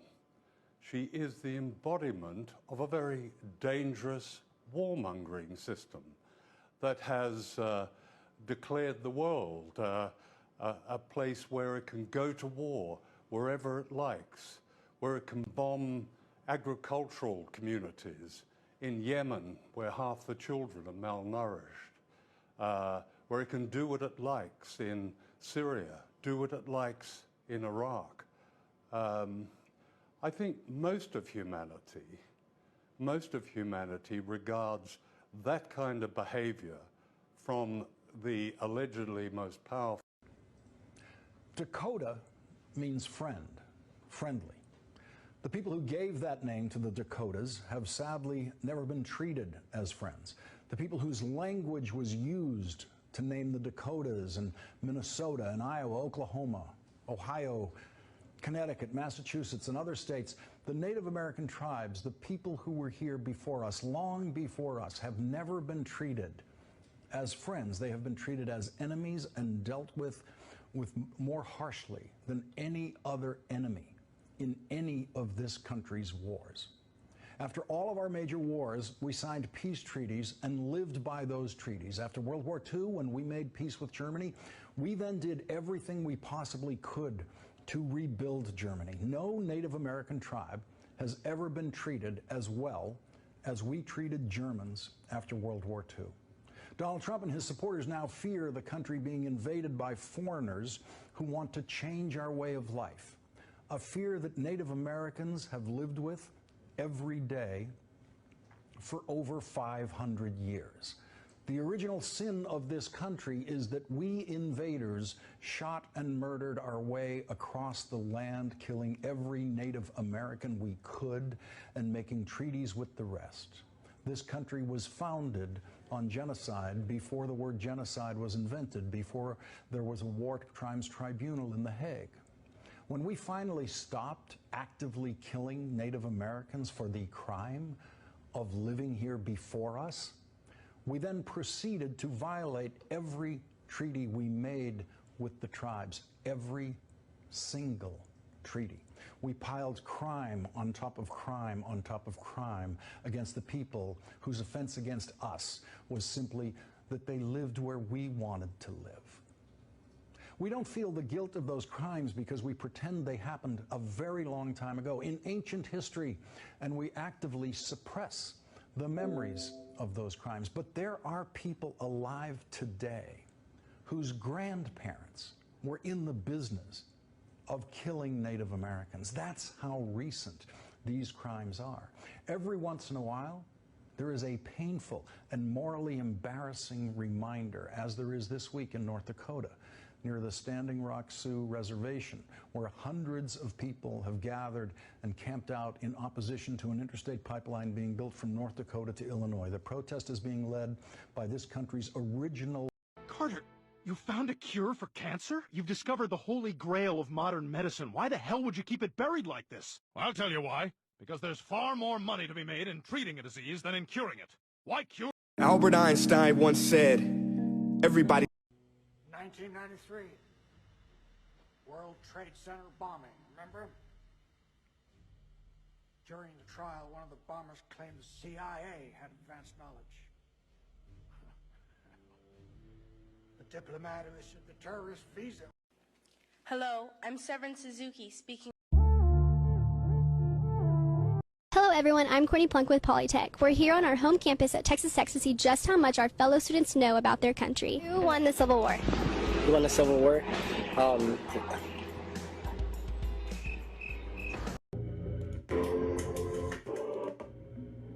There lies an organization which acts above the law, an organization that acts without conscience, without morals, without regrets. A group who follow only a dark and untouchable ideology. Black helicopters and black ops are real. An organization above the law without a god and without a conscience do exist. There is no price too high and no casualties too great. A cold, rogue organization that has risen up independent of the people, independent of government. December 7th, 1941, a date which will live in infamy. The United States of America.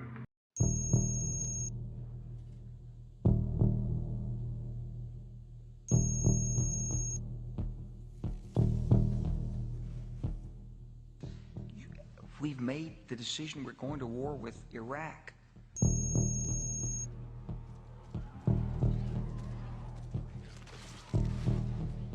Come on, fire.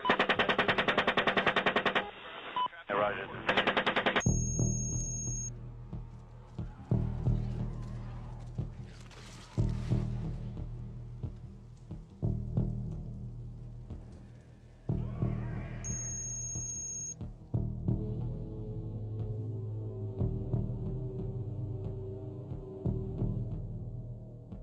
We still going to war with Iraq? And he said, oh, it's worse than that.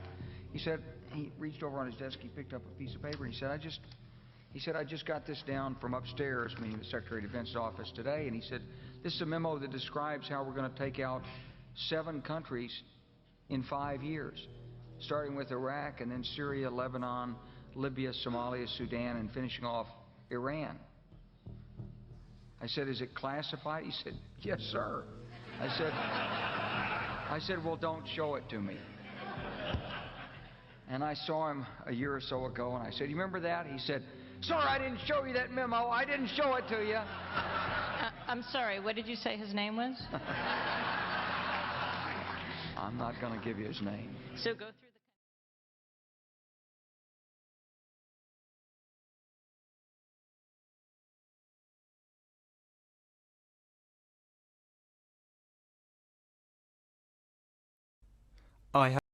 His head could be seen to move violently forward.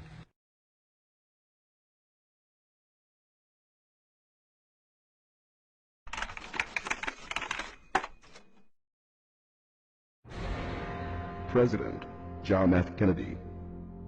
Ladies and gentlemen, the very word secrecy is repugnant in a free and open society, and we are, as a people, inherently and historically opposed to secret societies, to secret oaths, and to secret proceedings. We decided long ago that the dangers of excessive and unwarranted concealment of pertinent facts far outweighed the dangers which are cited to justify it. Even today, there is little value in opposing the threat of a closed society by imitating its arbitrary restrictions. Even today, there is little value in ensuring the survival of our nation if our traditions do not survive with it. And there is very grave danger that an announced need for increased security will be seized upon by those anxious to expand its meaning to the very limits of official censorship and concealment. That I do not intend to permit to the extent that it's in my control. And no official of my administration, whether his rank is high or low, civilian or military, should interpret my words here tonight as an excuse to censor the news, to stifle dissent, to cover up our mistakes, or to withhold from the press and the public the facts they deserve to know. For we are opposed around the world by a monolithic and ruthless conspiracy that relies primarily on covert means for expanding its sphere of influence, on infiltration instead of invasion, on subversion instead of elections, on intimidation instead of free choice, on guerrillas by night instead of armies by day. It is a system which has conscripted vast human and material resources into the building of a tightly knit, highly efficient machine that combines military, diplomatic, intelligence, economic, scientific, and political operations. Its preparations are concealed, not published. Its mistakes are buried, not headlined. Its dissenters are silenced, not praised. No expenditure is questioned, no rumor is printed, no secret is revealed. No president should fear public scrutiny of his program, for from that scrutiny comes understanding, and from that understanding comes support or opposition, and both are necessary. I am not asking your newspapers to support an administration, but I am asking your help in the tremendous task of informing and alerting the American people. For I have complete confidence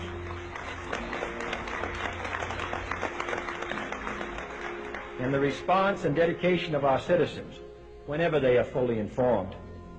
I not only could not stifle controversy among your readers, I welcome it. This administration intends to be candid about its errors. For as a wise man once said, an error doesn't become a mistake until you refuse to correct it. We intend to accept full responsibility for our errors, and we expect you to point them out when we miss them. Without debate, without criticism, no administration and no country can succeed, and no republic can survive.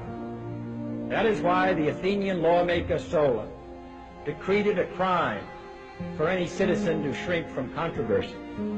And that is why our press was protected by the First Amendment, the only business in America specifically protected by the Constitution, not primarily to amuse and entertain, not to emphasize the trivial and the sentimental, not to simply give the public what it wants, but to inform, to arouse, to reflect, to state our dangers and our opportunities, to indicate our crises and our choices, to lead, mold, educate, and sometimes even anger public opinion. This means greater coverage and analysis of international news, for it is no longer far away and foreign, but close at hand and local. It means greater attention to improved understanding of the news, as well as improved transmission. And it means, finally, that government at all levels must meet its obligation to provide you with the fullest possible information outside the narrowest limits of national security. And so it is to the printing press, to the recorder of man's deeds, the keeper of his conscience, the courier of his news, that we look for strength and assistance, confident that with your help, man will be what he was born to be, free and independent.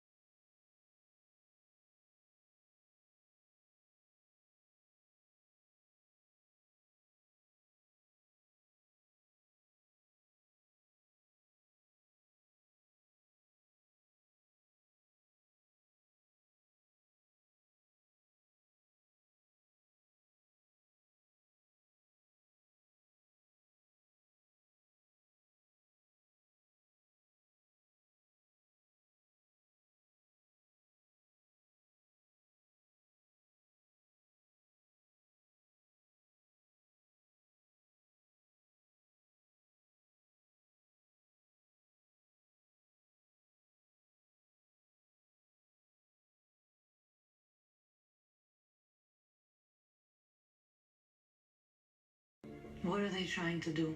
That's the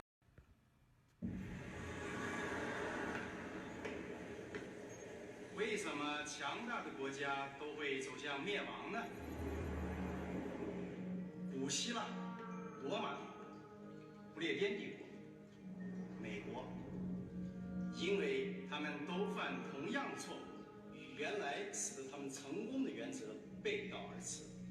美国政府企图以庞大的开支和税收来摆脱严重的经济衰退，巨额的所谓刺激开支。 庞大的医疗改革，政府接管私有企业，债务累累。当然，我们是他们的大债主。现在他们都得给我们干活。You can change the future.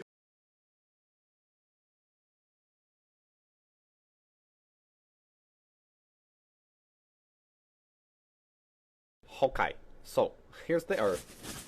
Chilling. Damn, that is a sweet Earth, you might say. Wrong! Alright, ruling out the ice caps melting, meteors becoming crashed into us, the ozone layer leaving, and the sun exploding, we're definitely going to blow ourselves up. Okay, so basically, we've got China, France, India, Israel, Pakistan, Russia, the UK, and us with nukes. We've got about 2,600 more than anybody else. Whatever. Anyway, one day we decide those Chinese sons of a bitches are going down. So we launch a nuke at China. While it's on its way, China's like, shit, who the fuck is shooting us? Oh well, fire missiles. Then France is like, shit guys, we got the missiles, they are coming, fire our shit. But then let's well, have a nap. Then fire the missiles! Meanwhile, Australia is down there like, WCF, mates. India, Israel, and Pakistan launched their shit, so now we've got missiles flying everywhere, passing each other. Russia's like, ah, motherland! Then England's like, about that time, eh, chaps? Righto. So now the US is like, fuck, we're dumbasses. Canada's like, what's going on, eh? Australia's still like, WTF. Mars is laughing at us, and some huge meteor's like, well, fuck that. So, now we've got nuclear winter. Everyone's dead except Australia. And they're still like, WTF. But they'll be dead soon. Fucking kangaroos. But, assuming we don't blow ourselves up, us Californians just have to worry about California breaking off from the United States to go hang with Hawaii. Alaska can come too. The end! I know we have political correctness, which is the joy that is the other side. A lot of shit comes up that people would want to vote on. Like the bailouts, the war, all things of this nature. There's a lot of things that people would like that's going to affect us. We would like to vote on this, but you don't get to vote on it. You get to vote on a representative. These people are going to represent you once they get into office. And think about some of the laws that are in place that protect corporations. Think about some of the laws that are in place that fuck people over every day. They wouldn't be there if people were voting for them. We all have this desire to have someone lead us. We all have this feeling where we need someone who's smarter and wiser, who represents us. You know, and when you're really fucking dumb, the problem is really dumb people, they get a say in everything too. And they're subject to a lot of tricks. They're subject to nationalism. They're subject to these kind of ridiculous rah, rah, rah America speeches that don't say jack shit. They say nothing. It's all just this cheerleading fucking event. And they're subject to it. They can't help it. They're dumb. They don't know they're being bullshitted. They grew up around dumb people. They go to work with dumb people. There's no one in their family that's interesting or asks any questions at all, and they just get sucked right into it, man. This society is so greedy, we're willing to go to war. We're willing to go places and send these big metal machines that kill people and fuck people up just so we can make more money. And the way our society is set up, I mean, I've heard it argued, and argued successfully, that our society runs on war. You know, it runs on the domination of the other parts of the world. And literally, that's the only way you can control a gigantic chunk of the globe. You have to keep everybody down, you know, and that's what our society is based on. We can't be fighting over each other because, you know, this guy's like 1 million people die in Iraq, and everybody goes, hey, as long as it doesn't happen over here. But it is, that is over here. It's just over here, over there. It's the same thing. It's the people you don't know that were born somewhere else who fucking got jacked. You get trapped in that whole idea of, you know, this is my team, these are my people, and, you know, someone fucking plays a country music song and throws up a flag, and I'm in. Fuck it. It feels good. Feels good to be in, right? Feels good. God bless America. Feels good. Singing around with a bunch of other people and you're all drinking. We're the fucking baddest motherfuckers on the planet. Woo! And that's how people get recruited. It's a clusterfuck, man. These poor fucking kids, man. Could you imagine being 18, 19, being talked into doing this shit for a bunch of bloodthirsty motherfuckers who just are trying to get whatever they're trying to get over there, whatever the fuck it is, whether it's lithium, you know, minerals in the mountains that they use to make cell phones, whether it's 90% plus of the world's opium supply. 90% That is a multi-billion-dollar business. And if you think these fucking industrialist cocksuckers that are running the world are going to leave that money behind, you're fucking crazy. Dude, they've got United States Army troops guarding Poppy Field. There's fucking so much heroin there. I mean, it's incredible. The fucking brother of the president of Afghanistan, his brother was selling heroin and getting paid by the CIA. I mean, god damn it. Heroin is absolutely addictive, okay? People who try heroin get hooked. Heroin is everywhere, okay? So you need to sell it. Someone's selling it. Who's selling it? I don't know, but 90% of it comes from this one place where we have to be to save our freedom. We can't show you what's behind this closed door. place where legislators and corporate lobbyists have an equal vote, a place they don't want you to see. You need to be credentialed at registration. We are credentialed. We are Georgia. We're Georgia Media. Are there legislators in there? Are there legislators in there? We are Georgia credentialed media. Here? Please step over here. What? There's Georgia legislators here. Are laws being made in there? This isn't the state capitol. It's a resort hotel in Savannah where lawmakers are wined and dined as members of the American Legislative Exchange Council, or ALEC. What is ALEC? It's really a corporate bill mill. I mean, they're cranking out legislation, putting it in the hands of legislators who go back and file it. Georgia Senator Nan Orrick would know. She was once an ALEC member. What happens in these back rooms? There are votes taken that have the corporate folks at the same table voting with the legislators on what bills to pick.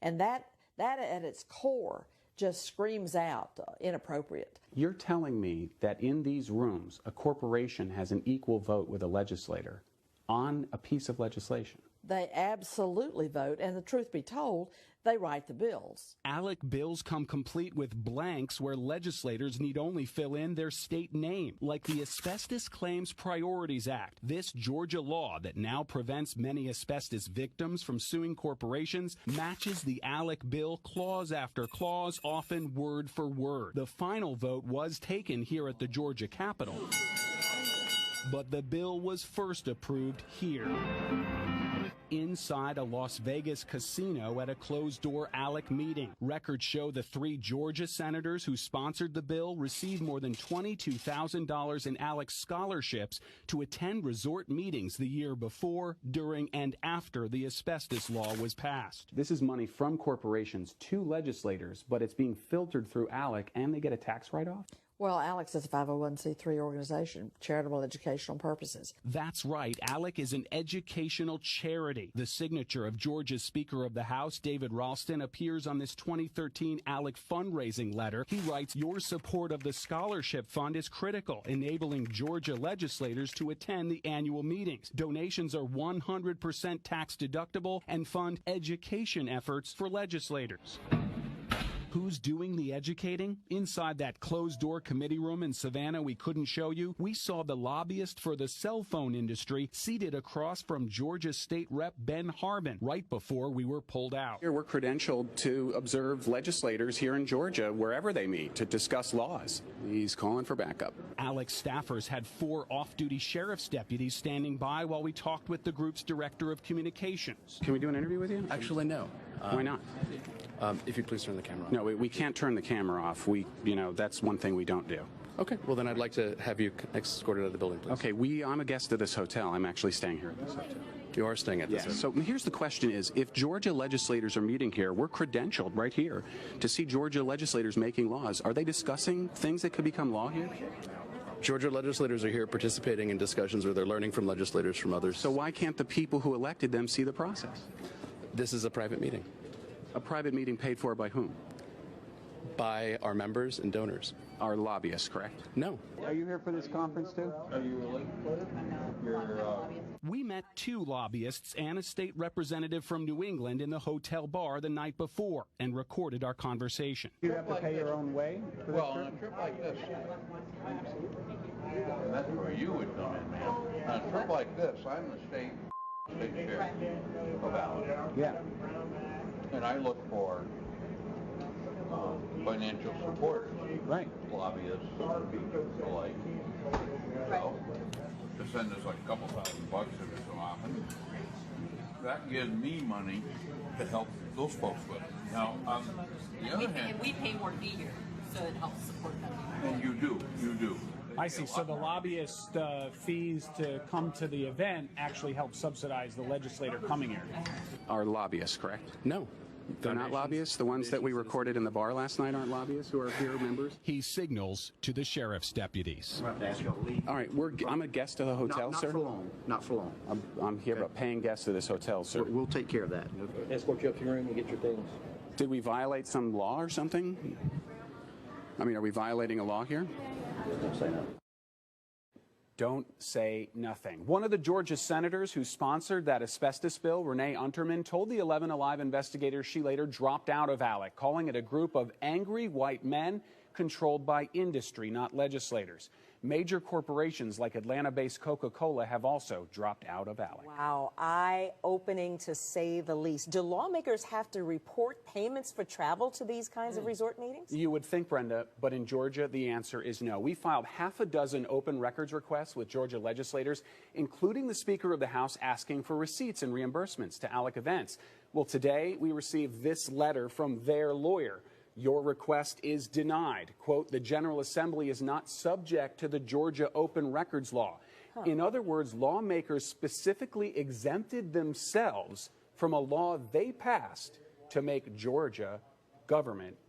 We owe $70 trillion. I understand that, but it goes you to walk out a $4 trillion solution, which is basically just a way for the Democrats to avoid dealing with this until 2017. I'm not here to talk about plans to deal with this till 2017. I'm saying we've got a real problem, and I'm tired of Republicans and Democrats who either want Republicans who want to burn the place to the ground, and Democrats, with all due respect, who want to offer a plan that gets it through their end of their second term of their presidency, and then screws me and my kids when it's over. And until we do that, we have to deal with the extraction that is at foot. It is the reason the financial markets are behaving the way they're behaving. That is a mathematical fact. This is not some opinion. This is a mathematical fact.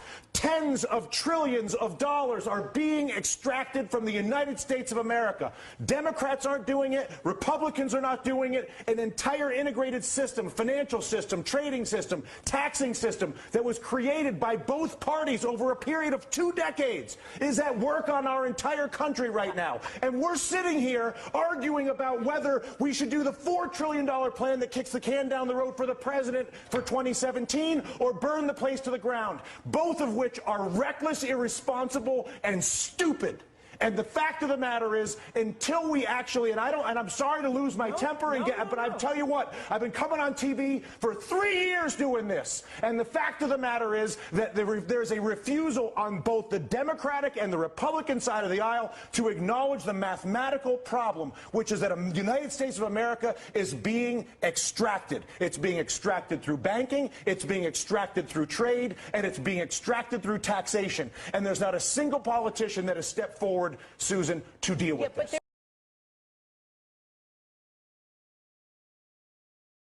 When millions of people lost their jobs and their homes and their life savings, the obvious response to that is that you got a bunch of fraudulent operators and that they have got to be broken up. That was my view way back, and I introduced legislation to do that. Now, Secretary Clinton was busy giving speeches to Goldman Sachs for $225,000 a speech. To push through their agenda, an agenda that I objected to, because while I was working on those streets, watching those folks see their jobs shipped overseas, you were a corporate lawyer sitting on the board of Walmart. I was fighting these fights. I was fighting these fights.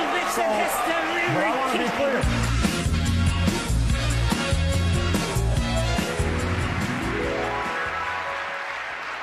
Secretary Clinton called them out.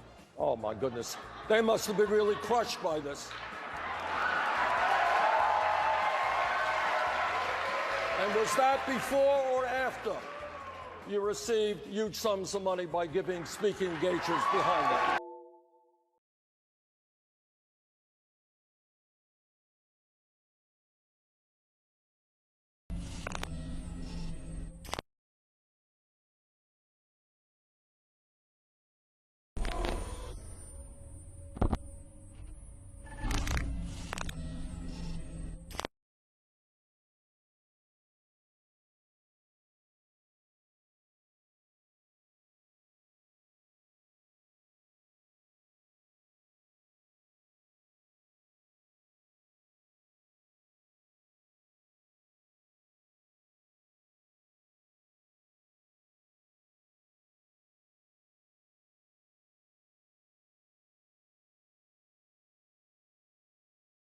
Don't let anybody tell you to trust and respect the presidential candidate's rhetoric, because you know what? It works.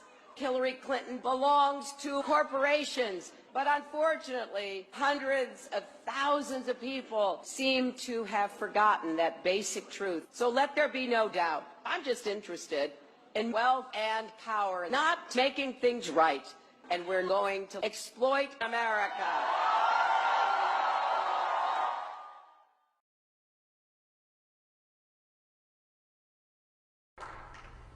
Have you ever wondered why Canada is in debt? Have you ever wondered why the government forces Canadians to pay so many taxes? Have you ever wondered why the bankers from the largest private banks are becoming wealthier and the rest of us are not? Have you ever wondered why the gross national debt is over $800 billion? Or why we are spending $160 million a day on the interest of the national debt? That's $60 billion a year. Have you ever wondered who receives the $60 billion? What I have discovered is the banks and the government have colluded to financially enslave the people of Canada. I will share with you 3 important points of reference, which will hopefully spark enough interest and concern for you to continue the research on your own and to engage your government to stop this against the people of Canada. First, we will briefly examine the Bank of Canada. Second, we will see how our banking system works today. And lastly, I will offer a viable solution that we can petition our government to implement. A very little known figure in Canadian history is J.O. Gradon McGeer. He was a lawyer, member of Parliament, and Mayor of Vancouver. His contribution to Canada is probably the greatest in our history. He championed the creation of the National Bank of Canada, whose sole purpose...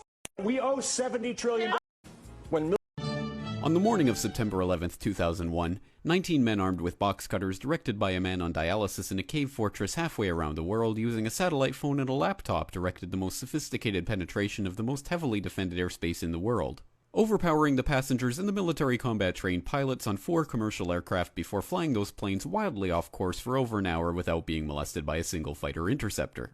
These 19 hijackers, devout religious fundamentalists who like to drink alcohol, snort cocaine, and live with pink-haired strippers, managed to knock down 3 buildings with 2 planes in New York, while in Washington a pilot who couldn't handle a single-engine Cessna was able to fly a 757 in an 8,000-foot descending 270-degree corkscrew turn to come exactly level with the ground, hitting the Pentagon in the budget analyst office where DoD staffers were working on the mystery of the $2.3 trillion that Defense Secretary Donald Rumsfeld had announced missing from the Pentagon's coffers in a press conference the day before, on September 10th, 2001. Luckily, the news anchors knew who did it within minutes. Osama bin Laden. The pundits knew within hours. Osama bin Laden. The administration knew within the day. Terrorists who committed these acts and those who harbored them. And the evidence literally fell into the FBI's lap. That a hijacker's passport was found blocks from the World Trade Center crash site, if you can believe that. But for some reason, a bunch of crazy conspiracy theorists demanded an investigation into the greatest attack on American soil in history. That investigation was delayed, underfunded, set up to fail, a conflict of interest, and a cover-up from start to finish. It was based on testimony extracted through torture, the records of which were destroyed. It failed to mention the existence of WTC-7, Able Danger, P-TECH, Sibel Edmonds, OBL and the CIA, and the drills of hijacked aircraft being flown into buildings that were being simulated at the precise same time that those events were actually happening. It was lied to by the Pentagon, the CIA, the Bush administration, and as for Bush and Cheney, well, no one knows what they told it because they testified in Make America great again, ladies and gentlemen. It didn't bother to look at Yo, dude, tell me my mic does not sound fucking incredible. Sounds very good. Still the 9/11 How much was it? I spent about for everything. I'll explain in a minute. Let's see. Altogether, I probably spent. I want to say probably $350. All on the mic. No, I had to buy the stand, which was $15. I had to buy an audio interface, which was like $100, and then the mic itself. Oh, Jesus Christ! Actually, no, the audio interface was like $150. It's not which bad. Sucks because you have to have. You can't just have the mic. You have to use an audio interface for it to work. You can't just buy the microphone. Yeah. Bro, you gotta get some COD 4, bro. I gotta get a PS4. Yeah, you're right. I was so reluctant to get one, but well. Literally, today is my first time even looking at anything Call of Duty in the last. I was wrecking on that one that bog game. Oh my god, dude, I was shitting with it there. I was shitting so hard. But yeah, today was the first day I've even seen Call of Duty in fucking since the summertime. Oh, I'm not playing Shipment. Fuck that. Yo, dude, my stream quality now is like dank. I'm just gonna start streaming daily again. It's good. Yeah, that was dope though. I was averaging like about 12 to 15 viewers, and that was like my first time. And on Call of Duty, yeah, that was crazy. And I didn't even get a shout out from Dare. When Dare shouts me out, I usually gain like 5 to 10 viewers. See, Dare, when Dare shouts me out, I actually gain viewers. Isn't that crazy? Yeah, unlike Horizon. Obey. Yeah. Dude, Modern Warfare Master is so fucking good. I didn't even use I used the little, I don't know if you were there for when I was using the M40. I don't think so. I watched when you used like the Barrett. Yeah, I think the first, when you first started tuning in, I was using... Yeah, the first one and then the Barrett when you got it. Yeah, I think, yeah, you're right, because then I used it on blog. I think that was my first game with it, and I was like, dang, this shit is OP. I've still haven't hit a plus 400 yet. Dude, I saw your beta montage or whatever. Yeah, that's pretty dope. Yeah, I know. Except did a lot of bad people play the beta, and then ended up not buying the game. No, I think it's like way more sweaty now. That's why I don't even play Infinite Warfare. I just use the intervention. Is Infinite Warfare like not good? The intervention is the only thing that makes Infinite Warfare good. It's not as good as the MW2 intervention, but it's good. Yeah, because I don't even think I watched trailers or anything. Well, you know there's the intervention, right? I mean... Yeah, I knew the intervention was in it. But... I've been live streaming on YouTube for the last 2 hours. I literally took an anonymous video and live streamed it on OBS, and I've had, I mean, it's like I had 183 views like altogether. Total view time 18 hours. I had 19 viewers at one point. I have 4 viewers right now watching a big hits video, football big hits. You just stream random shit. Yeah, this is just, I don't even know. It's pretty funny to see how many people watch though. I mean, I had 19 people watching that, like a consistent 19 people watching that anonymous explaining World War 3 is some bullshit. But I gotta hit my first fucking good clip on Modern Warfare Remastered. The remastered looks fun. Is there a lot of people that play it? Oh yeah, there's probably more people that play this than IW. Oh. See, that looks a lot better than...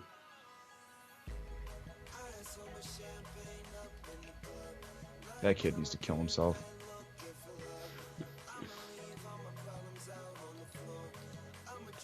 I'm trying to... Yeah, dude, I literally haven't, like... I had football up until just last week. It's been my first free week off, and I came home tonight, and... I don't know, dude. It just sucked. I haven't had time to do anything. And it's like, when you fall behind, like, in the community or whatever, you know what I'm saying? Like, it's just hard to get back into it, and you don't, like... The community goes by and it runs away from you. And now, like, I just don't even, like, I don't know where it is at, and I don't have a PS4, and I don't have the new CODs, and it just sucks to fall behind. It's like, I don't know. Community itself's not really different at all. Not really. I mean, just COD 4 and IW are like the 2 games to play. Are there any like big teams or bigger teams or what's? No, not really. Just, I mean, Soar and Red are like the top like 2 teams under FaZe pretty much now. I mean, like Sora was always good, but like now they picked up like huge YouTubers, like huge, like Miss Heart Attack. Oh. They picked up like huge YouTubers. So it's not like they got some popularity with them, and not just good trick shotters. Yeah, they're like, and they got like a League of Legends team. They have like one of the best. I forgot that game. There's like some PC pro game. I don't know what it's called. Not Dota 2. It's some other weird game. They have like the best team in the world. Really? Yeah. Holy shit. I like. Oh, dude, I don't know.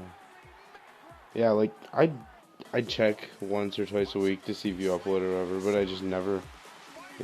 You don't upload very much, and yeah, I'd always check the day after you stream, and I was like, oh shit. And then I'd watch like your past broadcast, but I assumed that you were working, and then I checked your Twitter and saw that like you tweeted about working and stuff, and I was like, yeah. YouTube's just too boring. Yeah. Dude, I just got my InfoWars. Yeah, I saw that on Twitter. What is that stuff? I'm actually scared to take it though. It's like a hype. It's super Adderall. Really? So it's like it will literally keep you up for as long as you fucking want. And the guys at InfoWars use it, and it's just insane. Like it'll keep you up for. So it's a stimulant.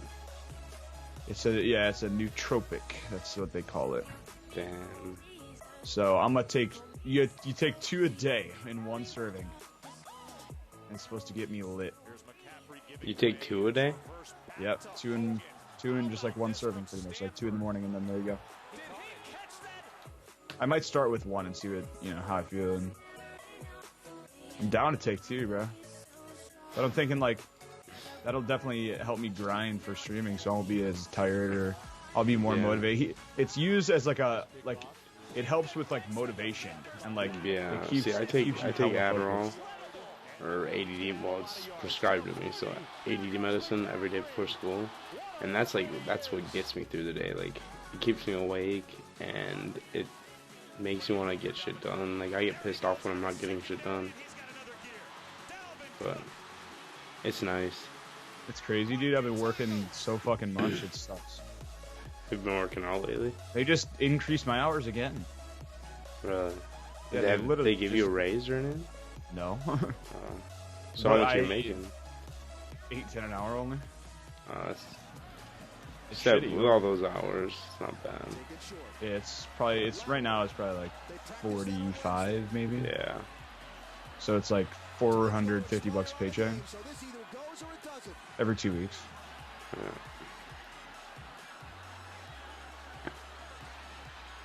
But yeah, I spent it literally all on this microphone, and then I bought a G Fuel T-shirt, 2 G Fuel shaker cups, those like pills or whatever they are, and then what else did I buy? Oh, I bought a Dare hoodie. Really? Oh. I haven't seen the Dare hoodie. I saw the. Oh, dude, you gotta check out Dare's apparel. You're gonna probably want some. You know how sick they are. Can you believe what you just saw? I'll tell you what, man. I got some dedicated ass fucking viewers.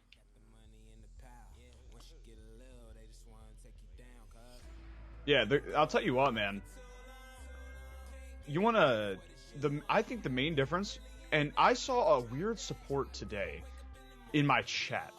I think it's the audio quality. I mean, it just makes me seem like a fucking insanely high quality streamer. And then the new graphics just made it amazing.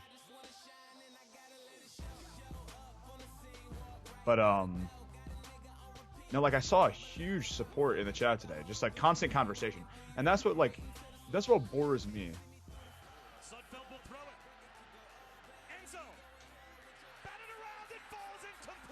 Right, I was talking with like 6 people at a time, but I gotta shoot down this helicopter because it's fucking annoying.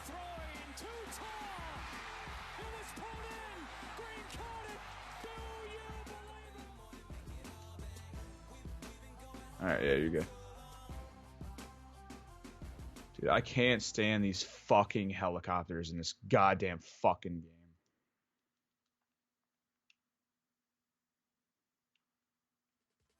I'm just gonna play Modern Warfare Remastered. Like, dude, what I might do, low key, is I might take one of those pills right now and then just stay up all night.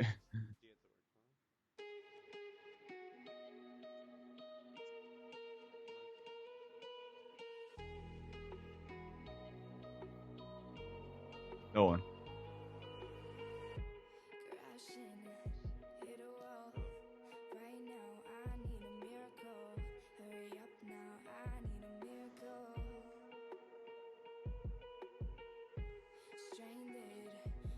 Hello. Here.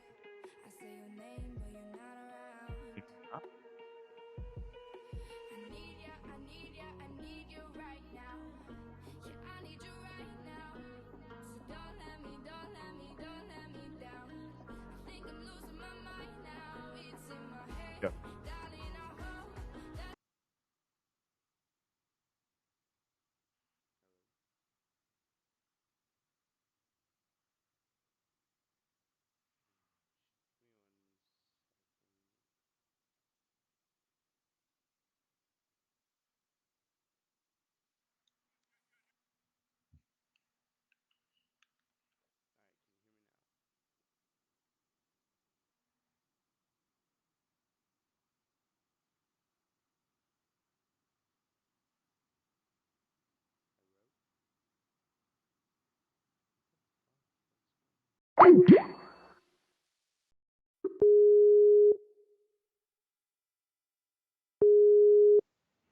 Yo.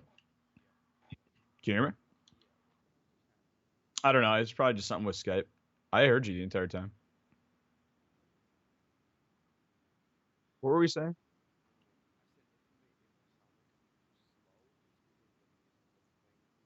Yeah, I heard that. What were we talking about before though? I totally forgot.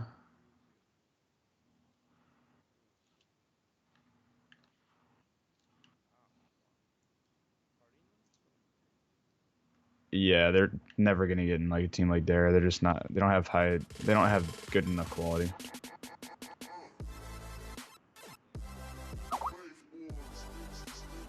I mean, it's just that their videos are too cringy in the community. But I'll give you some intel. I think Cody's Frozen's getting kicked from Dare. Paco, I think, is getting kicked from Dare. Who else is getting kicked tomorrow? Or not soon, I think. Not me, obviously. Dude, Tanzer, like, I'm good homies with, like, Tanzer, Travi, Gims. I don't think Laxo likes me. Laxo can suck a fucking dick. But... Oh, I know this Dare Apathy kid hates me, dude. Oh, dude, I roast him in a Skype call. Oh, and Cortez, it was so funny.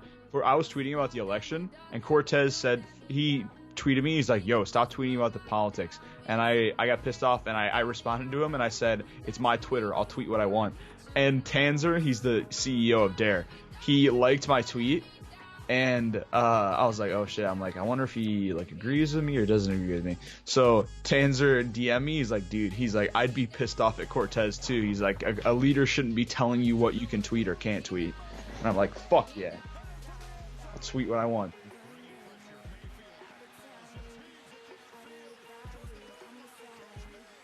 Yeah. Okay.